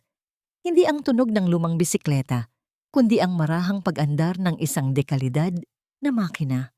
Narinig ni Althea ang mga hakbang sa semento, maingat at tila nag-aalinlangan. Isang anino ang humarang sa pintuan. Si Renz, basang-basa rin at wala na ang tuxedo jacket, ay dahan-dahang lumuhod sa labas ng pinto, sa gitna ng putik at baha ng eskinita. Hindi siya pumasok. Nanatili siya doon, nakayuko, tila isang makasalanang naghihintay ng patawad sa tapat ng simbahan. "Dito lang ako, Althea," mahinang sabi ni Renz. Ang kanyang boses ay pinalunod ng tunog ng mga patak ng ulan sa bubong na yero. "Hindi ako aalis hanggang sa mapatawad mo ako, kahit abutin ako ng habambuhay dito sa ulanan." Tumingin si Althea sa madilim na pintuan. Ang puso niya ay nahahati sa pagitan ng galit na nagnanais na itaboy ang lalaki at ng pag-ibig na nais itong patuluyin at tuyuin ang mga luha nito. Pero naalala niya ang itim na sobre, ang mga lihim ng kanyang pagkatao na tila ba ay hawak pa rin ni Renz hanggang ngayon. Gaano pa kaya kalalim ang mga lihim na itinatago ng lalaking ito? At sapat ba ang pagsisisi para buuin ang tiwalang nadurog na kasabay ng pagbagsak ng pilak na pulseras sa putikan? Ang bawat patak ng tubig mula sa butas na bubong ng dampa ay tila isang malungkot na paalala. Nagdaang bagyo. Sumikat ang araw, ngunit ang liwanag nito ay hindi nagdala ng init, kundi mas lalong naglantad sa dumi at putik na iniwan ng baha sa paligid ng eskinita. Si Althea ay gising na, bago pa man magtilaok ang mga manok, nakatingin sa kawalan habang ang kanyang mga mata ay nanunuyo na sa dami ng luhang ibinuhos kagabi. Nang buksan niya ang pinto, nakita niya si Renz. Hindi na ito nakaluhod, ngunit nakaupo ito sa basang semento. Ang likod ay nakasandal sa plywood na dingding. Ang kanyang maputing polo ay puno na ng mantsa ng putik at ang kanyang mukha ay maputla, bakas ang puyat at ginaw. Sa kabila ng kanyang yaman at kapangyarihan sa labas, dito sa harap ng pinto ni Althea, mukha siyang isang batang nawawala at naghihintay na mapansin. Hindi nakapagsalita si Althea. Lalampasan sana niya ang asawa nang marinig niya ang mabibigat na hakbang ng mga taong papalapit. Sina Doña Mercedes at Bianca ay dumarating, ngunit wala na ang kintab na dala nila noong nakaraang gabi. Ang mga mamahaling gown nila ay punit-punit na sa ilalim. Ang mga makeup ay nagkalat sa mukha dahil sa pag-iyak at ang kanilang mga paa ay balot ng putik. Wala na silang sasakyan, wala nang mga alila. Sila ay mukhang mga palaboy na pilit na kumakapit sa huling hibla ng kanilang dangal. "Althea," ang boses ni Mercedes ay nanginginig, hindi na dahil sa galit, kundi dahil sa desperasyon. "Anak, pakiusap. Kausapin mo ang asawa mo. Wala na kaming matuluyan. Kinuha na nila pati ang mga alahas namin. Saan kami pupunta?" Tumingin si Althea sa kanyang ina. Dati, ang bawat salita nito ay tila batas na dapat niyang sundin. Pero ngayon, nakikita na lang niya ay isang matandang babaeng biktima ng sarili nitong kasakiman. "Hindi ba't sabi niyo patay na ang anak niyo?" Mahinang sagot ni Althea. Ang kanyang tinig ay walang halong pait, kundi isang matinding pagod. "Sabi niyo, huwag na akong adye-adye sa bahay niyo. Ngayong wala na kayong bahay, bigla niyo akong naalala. Althea, please, kapatid mo ako. Pagsusumamo ni Bianca, habang pilit na humahawak sa duster ni Althea. Hindi namin kayang tumira sa kalsada. Namumulikat na ang mga binti ko sa kalalakad. Tumayo si Renz mula sa kanyang kinauupuan. Ang kanyang presensya ay sapat na upang mapaatras ang dalawa sa takot. Ngunit hindi sila tinignan ni Renz. Ang kanyang mga mata ay nanatiling nakatitig lamang kay Althea, naghihintay ng anumang utos mula sa babaeng tunay na nagmamay-ari ng kanyang puso. Sabihin mo na ang totoo, ma, sabi ni Althea. Ang kanyang mga mata ay diretso sa mga mata ni Mercedes. Sabi ni Renz, ninakaw niyo ako. Sabihin niyo ang totoo bago ko isara ang pintong ito ng habambuhay. Napaluhod si Mercedes sa putikan. Ang kanyang kapalaluan ay tuluyan ng nadurog. Patawarin mo ako, Althea. Ang totoo niyan, ang mga magulang mo ay matalik kong kaibigan sa probinsya. Namatay sila sa isang aksidente noong sanggol ka pa lang. May iniwan silang malaking mana para sa'yo. Pero dahil kailangan namin ng pera noon para sa negosyo, itinago kita. Itinuring kitang katulong para hindi mo malaman ang halaga mo, para hindi mo maisip na mas mataas ka sa amin. Ang bawat salita ni Mercedes ay tila isang sampal na mas masakit pa kaysa sa tunay na sampal. Ang lahat ng hirap, ang lahat ng pangmamaliit na naranasan ni Althea sa loob ng maraming taon ay dahil lamang sa pera na sa kanya naman talaga dapat. Ang pamilyang akala niya ay kailangan niyang paglingkuran dahil sa utang na loob, ay ang pamilya palang nagnakaw ng kanyang buhay. Huminga ng malalim si Althea. Kinuha niya ang kanyang pitaka at kinuha ang huling 300 piso na natitira doon. Ang perang pinaghirapan niya sa paglalaba noong nakaraang linggo. Inilapag niya ang pera sa harap ni Mercedes. Ito ang huling utang na loob na ibibigay ko sa inyo, sabi ni Althea, habang ang kanyang boses ay naging matatag. Hindi dahil mahal ko kayo, kundi dahil ayokong maging katulad nyo. Gamitin nyo iyan para sa pamasahe nyo palayo rito. Huwag na kayong babalik sa buhay ko. Dahan-dahang tumalikod si Althea at pumasok sa dampa. Hindi niya pinansin ang hagulgol ni Mercedes o ang sigaw ni Bianca. Isinara niya ang pinto at sa unang pagkakataon, naramdaman niya ang tunay na kalayaan. Ang tanikala ng nakaraan ay tuluyan ng naputol. Ngunit nang lumingon siya, nakita niya si Renz na nakatayo pa rin sa labas ng bintana. Pinapanood siya. Ang katarungan ay nakamit na. Ang mga kaaway ay nagdusa na. Pero ang sugat sa pagitan nilang dalawa ay sariwa pa rin. Althea, tawag ni Renz sa labas. Ngayong wala na sila. Maaari na ba tayo magsimula muli? Dadalhin kita sa isang lugar na karapat-dapat sa'yo. Tumingin si Althea sa asawa. Renz, ang kailangan ko ay hindi mansyon. Ang kailangan ko ay mahanap muli ang sarili ko. Ang Althea na hindi mo kailangang subukan at ang Althea na hindi mo kailangang pagtaguan ng lihim. Iiwan ko ang lugar na ito. Pero hindi ako sasama sa'yo sa kotse mo. Ang bawat salita ni Althea ay tila isang huling pamamaalam na nag-iwan kay Renz na nakatayo sa gitna ng eskinita habang ang babaeng mahal niya ay nagsisimulang mag-impake ng kanyang iilang gamit sa isang lumang sako. Ang kalayaan ay hindi laging matamis. Kung minsan, ito ay lasang alikabok sa kalsada at amoy ng pawis mula sa maghapong paglalakad. Para kay Althea, ang pagbitbit ng sako ng kanyang mga iilang damit ay mas magaan kaysa sa pasanin ng isang pusong pinira-piraso ng mga lihim.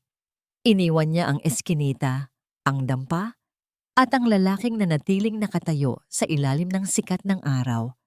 Tila isang rebulto ng pagsisisi na unti-unting lumiliit sa kanyang paningin habang umaandar ang diip palayo.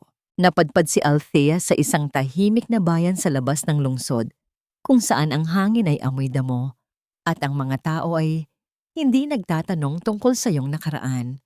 Sa tulong ng isang matandang babaeng nakatabi niya, sa biyahe, Nakahanap siya ng matitirhan, isang maliit na silid, sa itaas ng panaderya ni Aling Rosa.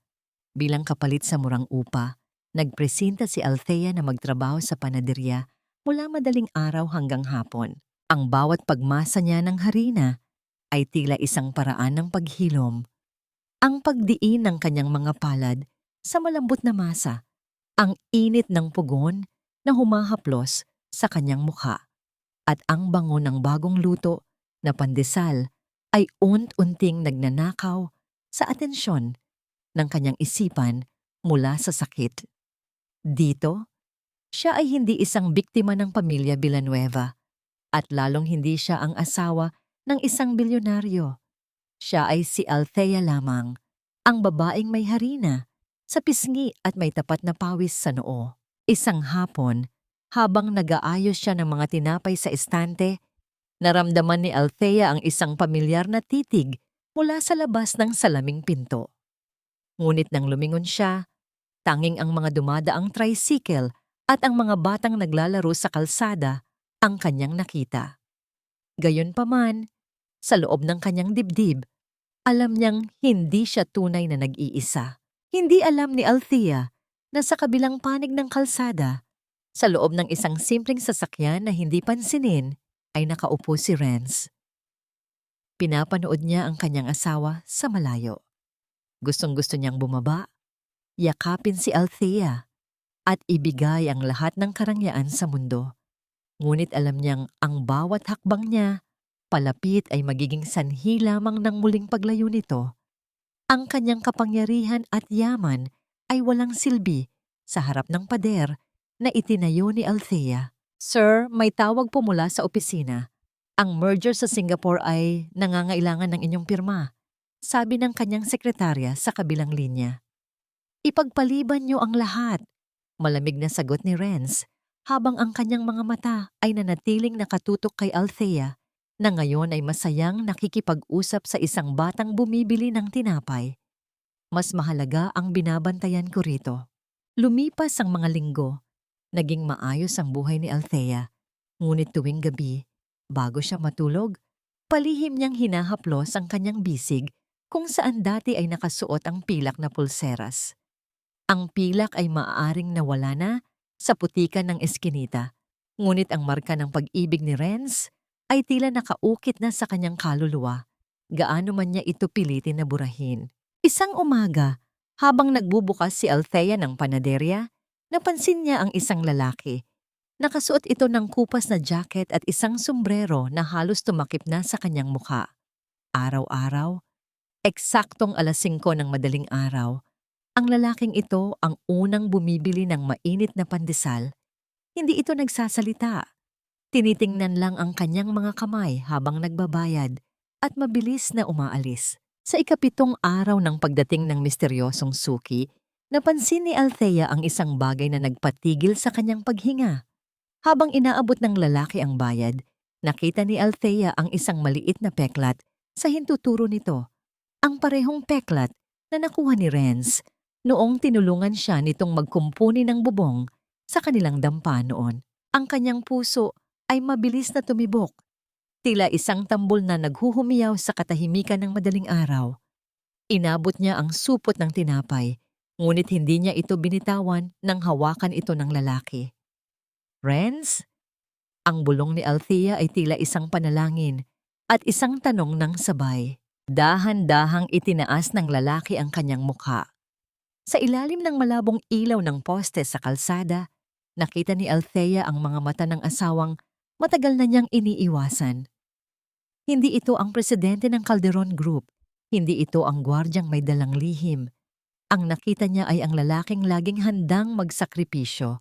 Kahit pa ang ibig sabihin noon ay ang manatili sa dilim para lamang masiguro ang kanyang kaligtasan. "Kahit sa ang dulo ng mundo ka magpunta, Althea, hinding-hindi ako titigil na maging anino mo," mahinang sabi ng lalaki. Ang boses ay puno ng pait at pagsusumamo.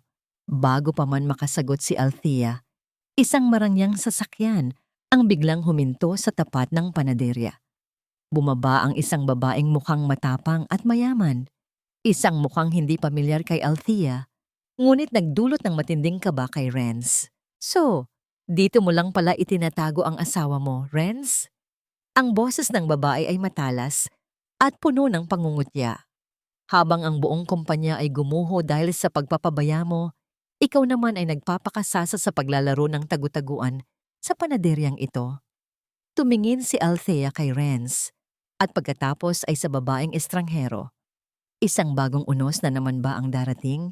Sino ang babaeng ito at anong banta ang dala niya sa kapayapaang pilit na binuo ni Althea sa gitna ng harina at init ng pugon? Ang katahimikan ng madaling araw sa labas ng panaderya ay tila pinunit ng matalas na boses ng babaeng estranghero.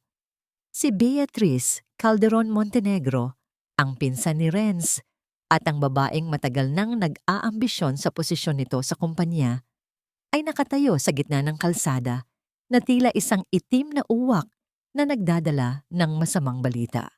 Ang bawat kislap ng kanyang mga brilyanteng alahas ay tila nanunuya sa simpleng pamumuhay na pilit na binuo ni Althea. Nanatiling nakayuko si Renz, ngunit ang kanyang mga kamao ay nakakuyom sa loob ng bulsa ng kanyang kupas na jacket.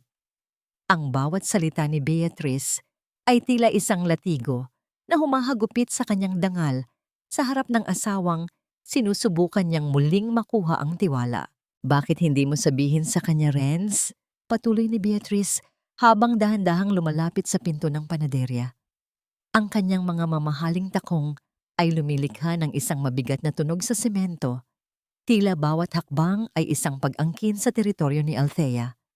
Sabihin mo sa kanya na dahil sa pagiging obsesyon mo sa katulong na ito, ay hinayaan mong mawala sa atin ang pinakamalaking kontrata sa kasaysayan ng pamilya Calderon. Ang mga board of directors ay nagpupulong na ngayon para tanggalin ka bilang presidente. Tumingin si Althea kay Renz. Ang kanyang mga kamay na puno ng harina ay nagsimulang manginig. Hindi niya inaasahan na ang pagtakas niya ay magiging sanhi ng pagbagsak ng kahariang itinayo ni Renz. Renz, totoo ba ito? Iniwan mo ang lahat para lang sundan ako rito? Dahan-dahang itinaas ni Renz ang kanyang muka. Wala nang bakas ng pagiging makapangyarihang presidente sa kanyang mga mata. Ang tanging naroon ay ang pagod ng isang lalaking handang isuko ang lahat para sa isang pagkakataong maitama ang kanyang mga mali. Wala akong pakialam sa kumpanya, Althea. Mahinang sabi ni Renz, ang kanyang boses ay nanginginig sa tapat na emosyon. Ang bilyon-bilyong halaga ng kontrata ay walang kwenta kung sa pag-uwi ko sa gabi, wala ang tanging babaeng nagparamdam sa akin na ako ay sapat na, kahit noong wala pa akong maipagmamalaki, kundi ang isang lumang bisikleta. Isang mapait na tawa ang kumawala sa mga labi ni Beatriz. How dramatic! Pero hindi lang ito tungkol sa iyo, Renz. Ang lupang kinatatayuan ng panaderyang ito, binili ko na yan kahapon. Kung hindi ka babalik sa Manila at pipirmahan ang pagsuko ng iyong mga shares sa akin, ipagigiba ko ang lugar na ito bukas na bukas din. Sisiguraduhin kong pati ang matandang may-ari nito ay mawawalan ng tirahan dahil sa katigasan ng ulo nyo. Nanlamig ang buong pagkatao ni Althea. Ang panaderya ni Aling Rosa ang naging kanlungan niya sa gitna ng unos. Ang matandang si Aling Rosa ang naging tanging ina na nagbigay sa kanya ng tunay na pagmamahal nang walang hinihinging kapalit. Hindi niya mapapayagang madamay ang mabuting matanda sa gulo ng mga Calderon. Huwag mong gagawin yan, sabi ni Althea, habang humahakbang siya palabas ng pinto upang harapin si Beatriz. Ang kanyang tindig ay hindi na tulad ng dati. Ang bawat hapdi ng kanyang nakaraan ay naging sandata niya upang maging matatag. Wala kang karapatang manira ng buhay ng ibang tao para lang sa ambisyon mo. Tiningnan ni Beatriz si Althea nang may matinding pandidiri. At ano ang gagawin mo, katulong? Lalabanan mo ako gamit ang iyong mga tinapay. Humarap si Althea kay Renz. Nakita niya ang sakripisyo sa mga mata nito, ang lalaking bilyonaryo na nagpapakababa para lamang maging suki sa isang maliit na bayan. Sa unang pagkakataon, mula noong gabing iyon sa hotel, Naramdaman ni Althea ang isang uri ng habag na unti-unting nagnanakaw sa kanyang galit.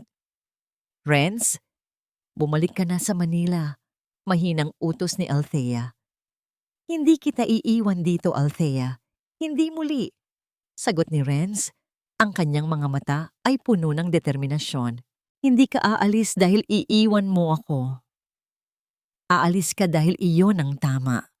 Pagpapatuloy ni Althea. Hinawakan niya ang magaspang na kamay ni Renz, ang parehong kamay na nagligtas sa kanya noon sa kalsada. Iligtas mo ang kumpanya mo. Iligtas mo ang mga taong umaasa sa iyo. At higit sa lahat, patunayan mo sa akin na ang kapangyarihang mayroon ka ay gagamitin mo para sa mabuti, hindi lang para sa paghihiganti.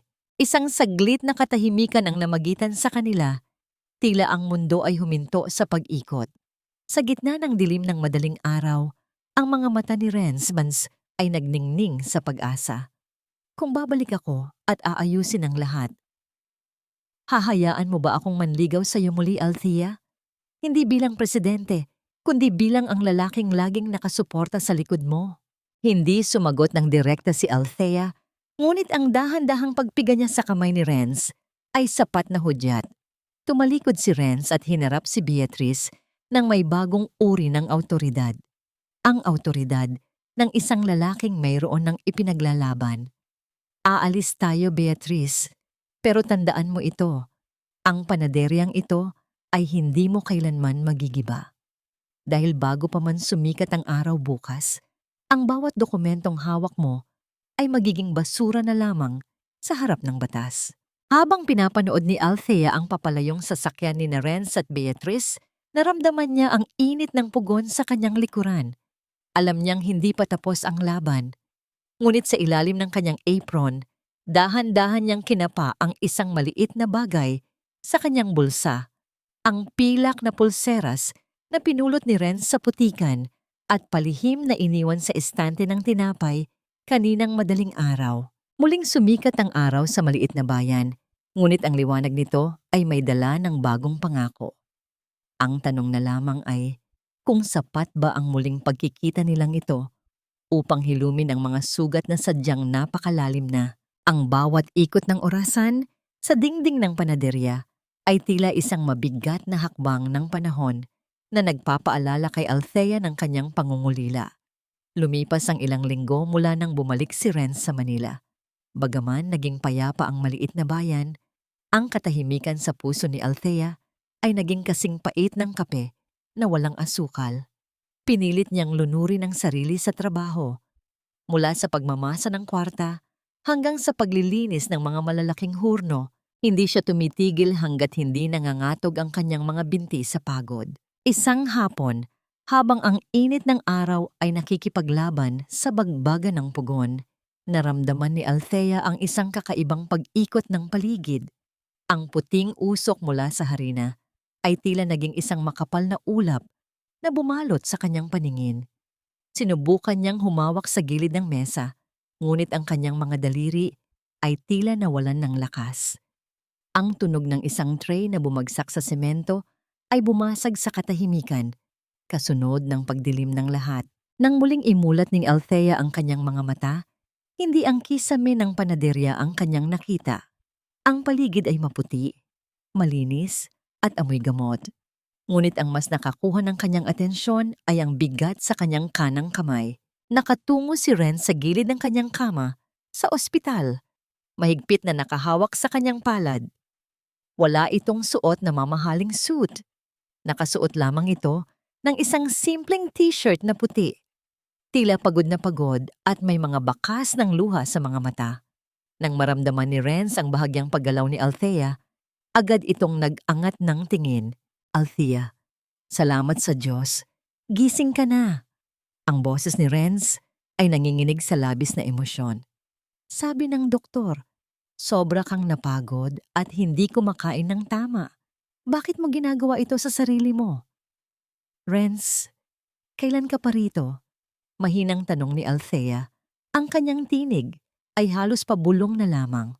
Simula noong mabalitaan kong nahimatay ka, iwanan ko na ang lahat, Althea. Ang kumpanya, ang mga shares, ang lahat ng gulo sa Manila. Wala akong pakialam kung mawala ang lahat. Basta't huwag ka lang, sagot ni Renz, habang dahan-dahang hinahalikan ang likod ng kamay ni Althea. Nandito na ako, at hinding-hindi na ako aalis. Sa sandaling iyon, ang lahat ng galit at pagdududa ni Althea ay tila unti-unting natunaw. Nakita niya ang tapat na pagsisisi sa mga mata ng asawa. Hindi ito ang presidente na nagmamanipula.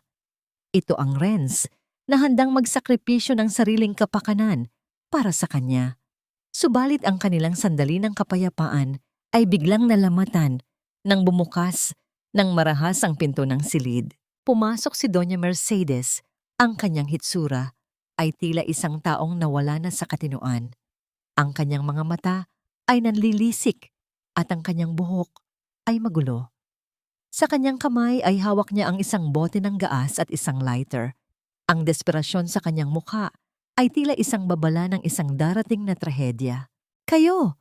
Kayo ang dahilan kung bakit ako nawalan ng lahat. Ang sigaw ni Mercedes ay umalingaw-ngaw sa buong silid, puno ng puot na tila lason. Althea, ikaw ang nagdala ng sumpa sa pamilyang ito. Kung hindi kita kinupkop, hindi sana tayo naging ganito. Kung mamamatay ako sa hirap, sisiguraduhin kong isasama ko kayong dalawa. Mabilis na tumayo si Renz at humarang sa harap ni Althea, tila isang matibay na pader na handang tumanggap ng anumang hagupit. Tama na. Mercedes, huwag mong idadamay si Althea sa mga maling desisyon mo sa buhay.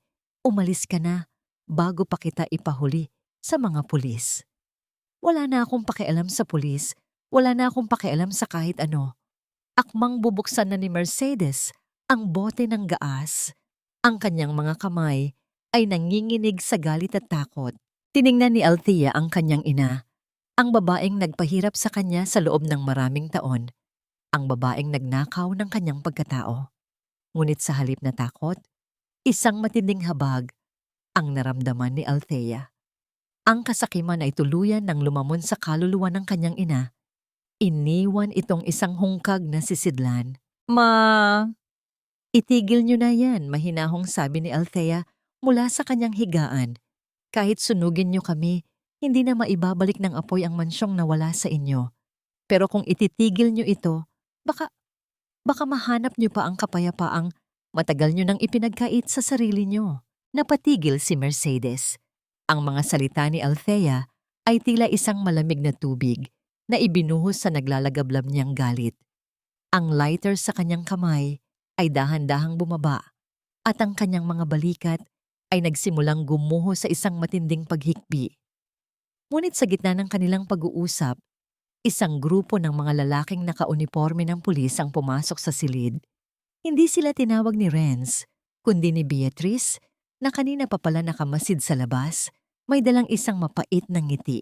Capture it all on camera. Ang boses ni Beatrice ay narinig mula sa pintuan. This is exactly what I need to prove that the president is involved with unstable and dangerous people.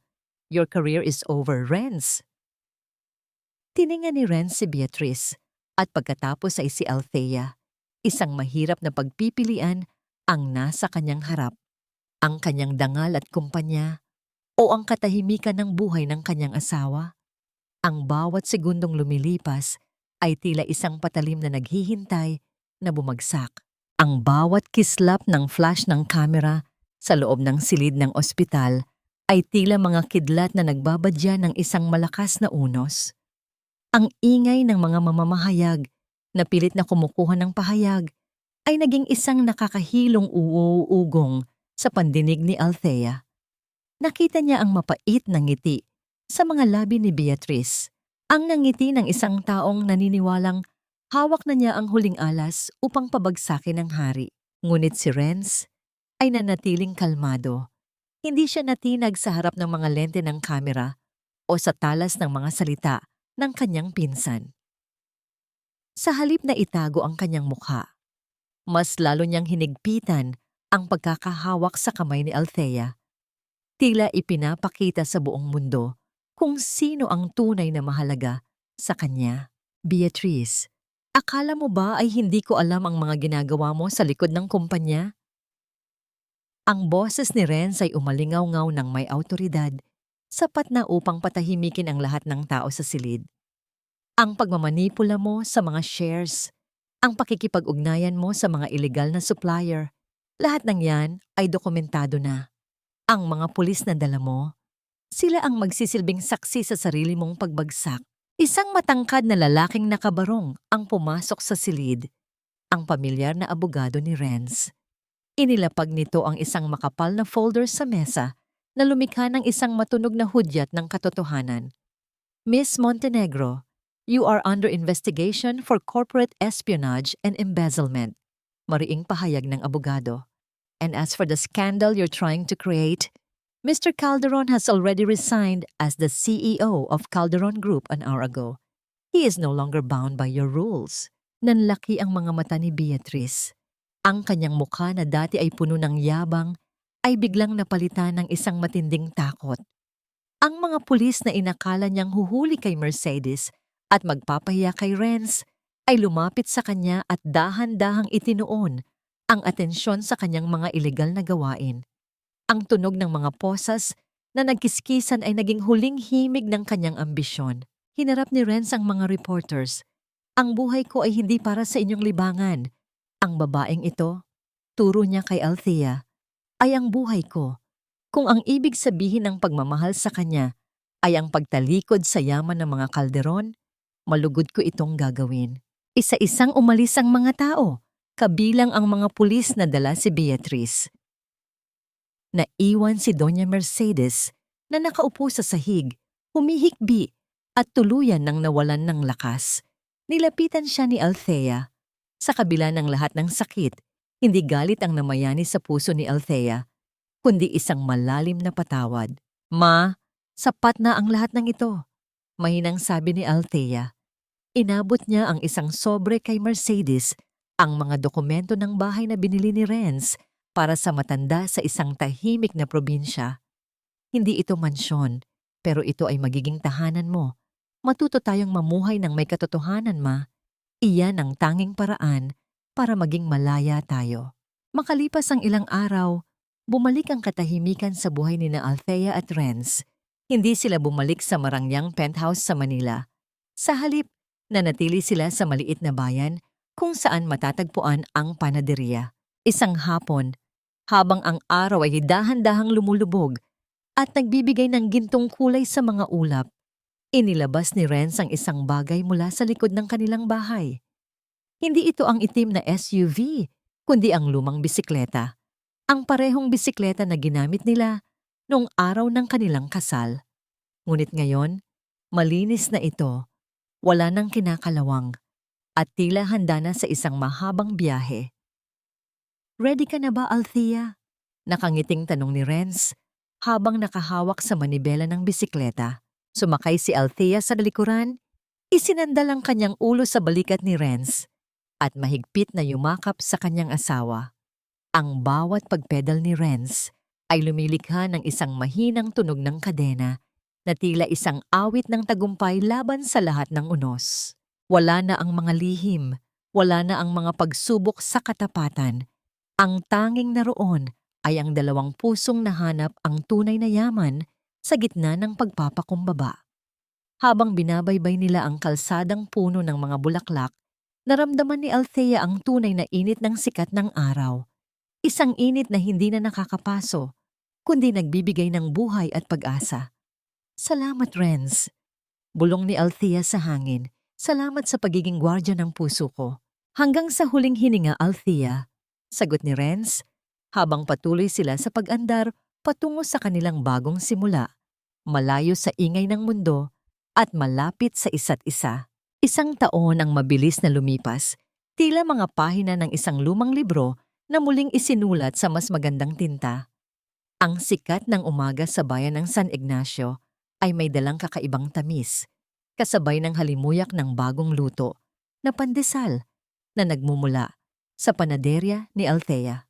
Ang dating maliit na tiyangge ay isa na ngayong masiglang paaralan ng pagluluto para sa mga kabataang nagnanais magkaroon ng sariling pangkabuhayan. Si Althea ay nakatayo sa tapat ng malaking bintana. Suot ang kanyang puting apron na may bahid ng harina. Ang kanyang muka ay mas maliwanag pa kaysa sa anumang brilyante. Mayroon itong kapayapaang nanggagaling sa loob. Bahagya niyang hinaplos ang umbok sa kanyang tiyan, isang 7 buwang himala na bunga ng isang pag-ibig na dumaan sa apoy ng pagsubok. Sa bawat sipa ng sanggol sa loob, nararamdaman ni Althea ang tunay na kahulugan ng salitang tahanan. Mahal, baka mapagod ka na naman. Maupo ka muna. Ang boses ni Renz ay puno ng paglalambing habang inilalapag ang isang baso ng gatas sa mesa. Wala na ang mga itim na SUV at ang mga bodyguard. Si Renz ay nakasuot lamang ng simpleng shorts at t-shirt, ngunit ang kanyang tindig ay mas mataas pa kaysa noong siya ay presidente ng kumpanya. Namumuhay sila ng sapat mula sa mga investment na itinabi ni Renz at sa kita ng kanilang panaderya. Para sa kanila, ang pinakamalaking tagumpay ay ang makitang masaya ang bawat isa sa pagtatapos ng araw. Isang sulat ang nakapatong sa ibabaw ng cabinet mula sa probinsya ng Ilocos. Galing ito kay Doña Mercedes. Sa loob ng sulat ay may mga tuyong talulot ng bulaklak at isang maikling mensahe na puno ng panginginig ng kamay. Althea, salamat sa pagkakataong mabuhay ng tahimik. Araw-araw kong dinidilig ang mga tanim mong rosas dito. Patawarin mo ako sa lahat. Hinihintay ko ang pagdating ng apo ko. Napangiti si Althea. Ang pagpapatawad ay hindi nangyari sa isang gabi, kundi isang mahabang proseso ng pagpili na huwag nang balikan ng sakit. Pinatawad niya ang kanyang ina, hindi dahil karapat-dapat ito, kundi dahil ang kanyang puso ay masyadong puno ng pag-ibig para magkaroon pa ng puwang ang galit. Si Bianca at Paulo naman ay nagsisikap na muling bumangon sa Manila, malayo sa karangyaan, natututong magtrabaho ng tapat sa unang pagkakataon sa kanilang buhay. Lumabas ang mag-asawa sa kanilang balkonahe. Sa gilid ng hagdan, nakasandal ang kanilang lumang bisikleta. Mayroon na itong maliit na basket sa harap, handa na para sa mga susunod na pamamalengke at pamamasyal kasama ang kanilang magiging anak. Isinandal ni Althea ang kanyang ulo sa balikat ni Renz habang pinapanood ang dahan-dahang paglubog ng araw na nagbibigay ng kulay kahel sa buong paligid. Ang hangin ay humahalik sa kanilang mga balat. May dalang awit ng pasasalamat. Renz, akala ko noon, ang swerte ko dahil mayaman ka pala. Bulong ni Althea habang pinaglalaruan ang pilak na pulseras sa kanyang bisig. Ang pulseras na pinulot sa putik at muling kuminang. Pero mali ako. Mas swerte ako dahil kahit noong wala ka pang kahit ano, pinili mong maging gwardya ng pangarap ko. Hinila ni Renz si Althea para sa isang mahaba at matamis na yakap. Ang katahimikan sa paligid ay naging sapat na sagot. Dito sa dulo ng kanilang mahabang biyahe, natutunan nila na ang tunay na yaman ay hindi nasusukat sa bilis ng sasakyan o sa laki ng mansyon. Ang tunay na yaman ay ang taong handang pumadyak kasama mo, sa gitna man ng init ng araw o sa malakas na buhos ng ulan, hanggang sa marating niyo ang inyong sariling langit. Ang kwento ng babae sa lumang bisikleta ay hindi lamang kwento ng isang kasalan, kundi isang paalala na sa likod ng bawat sakripisyo, mayroong gantimpalang naghihintay para sa mga pusong marunong maghintay at magmahal ng totoo.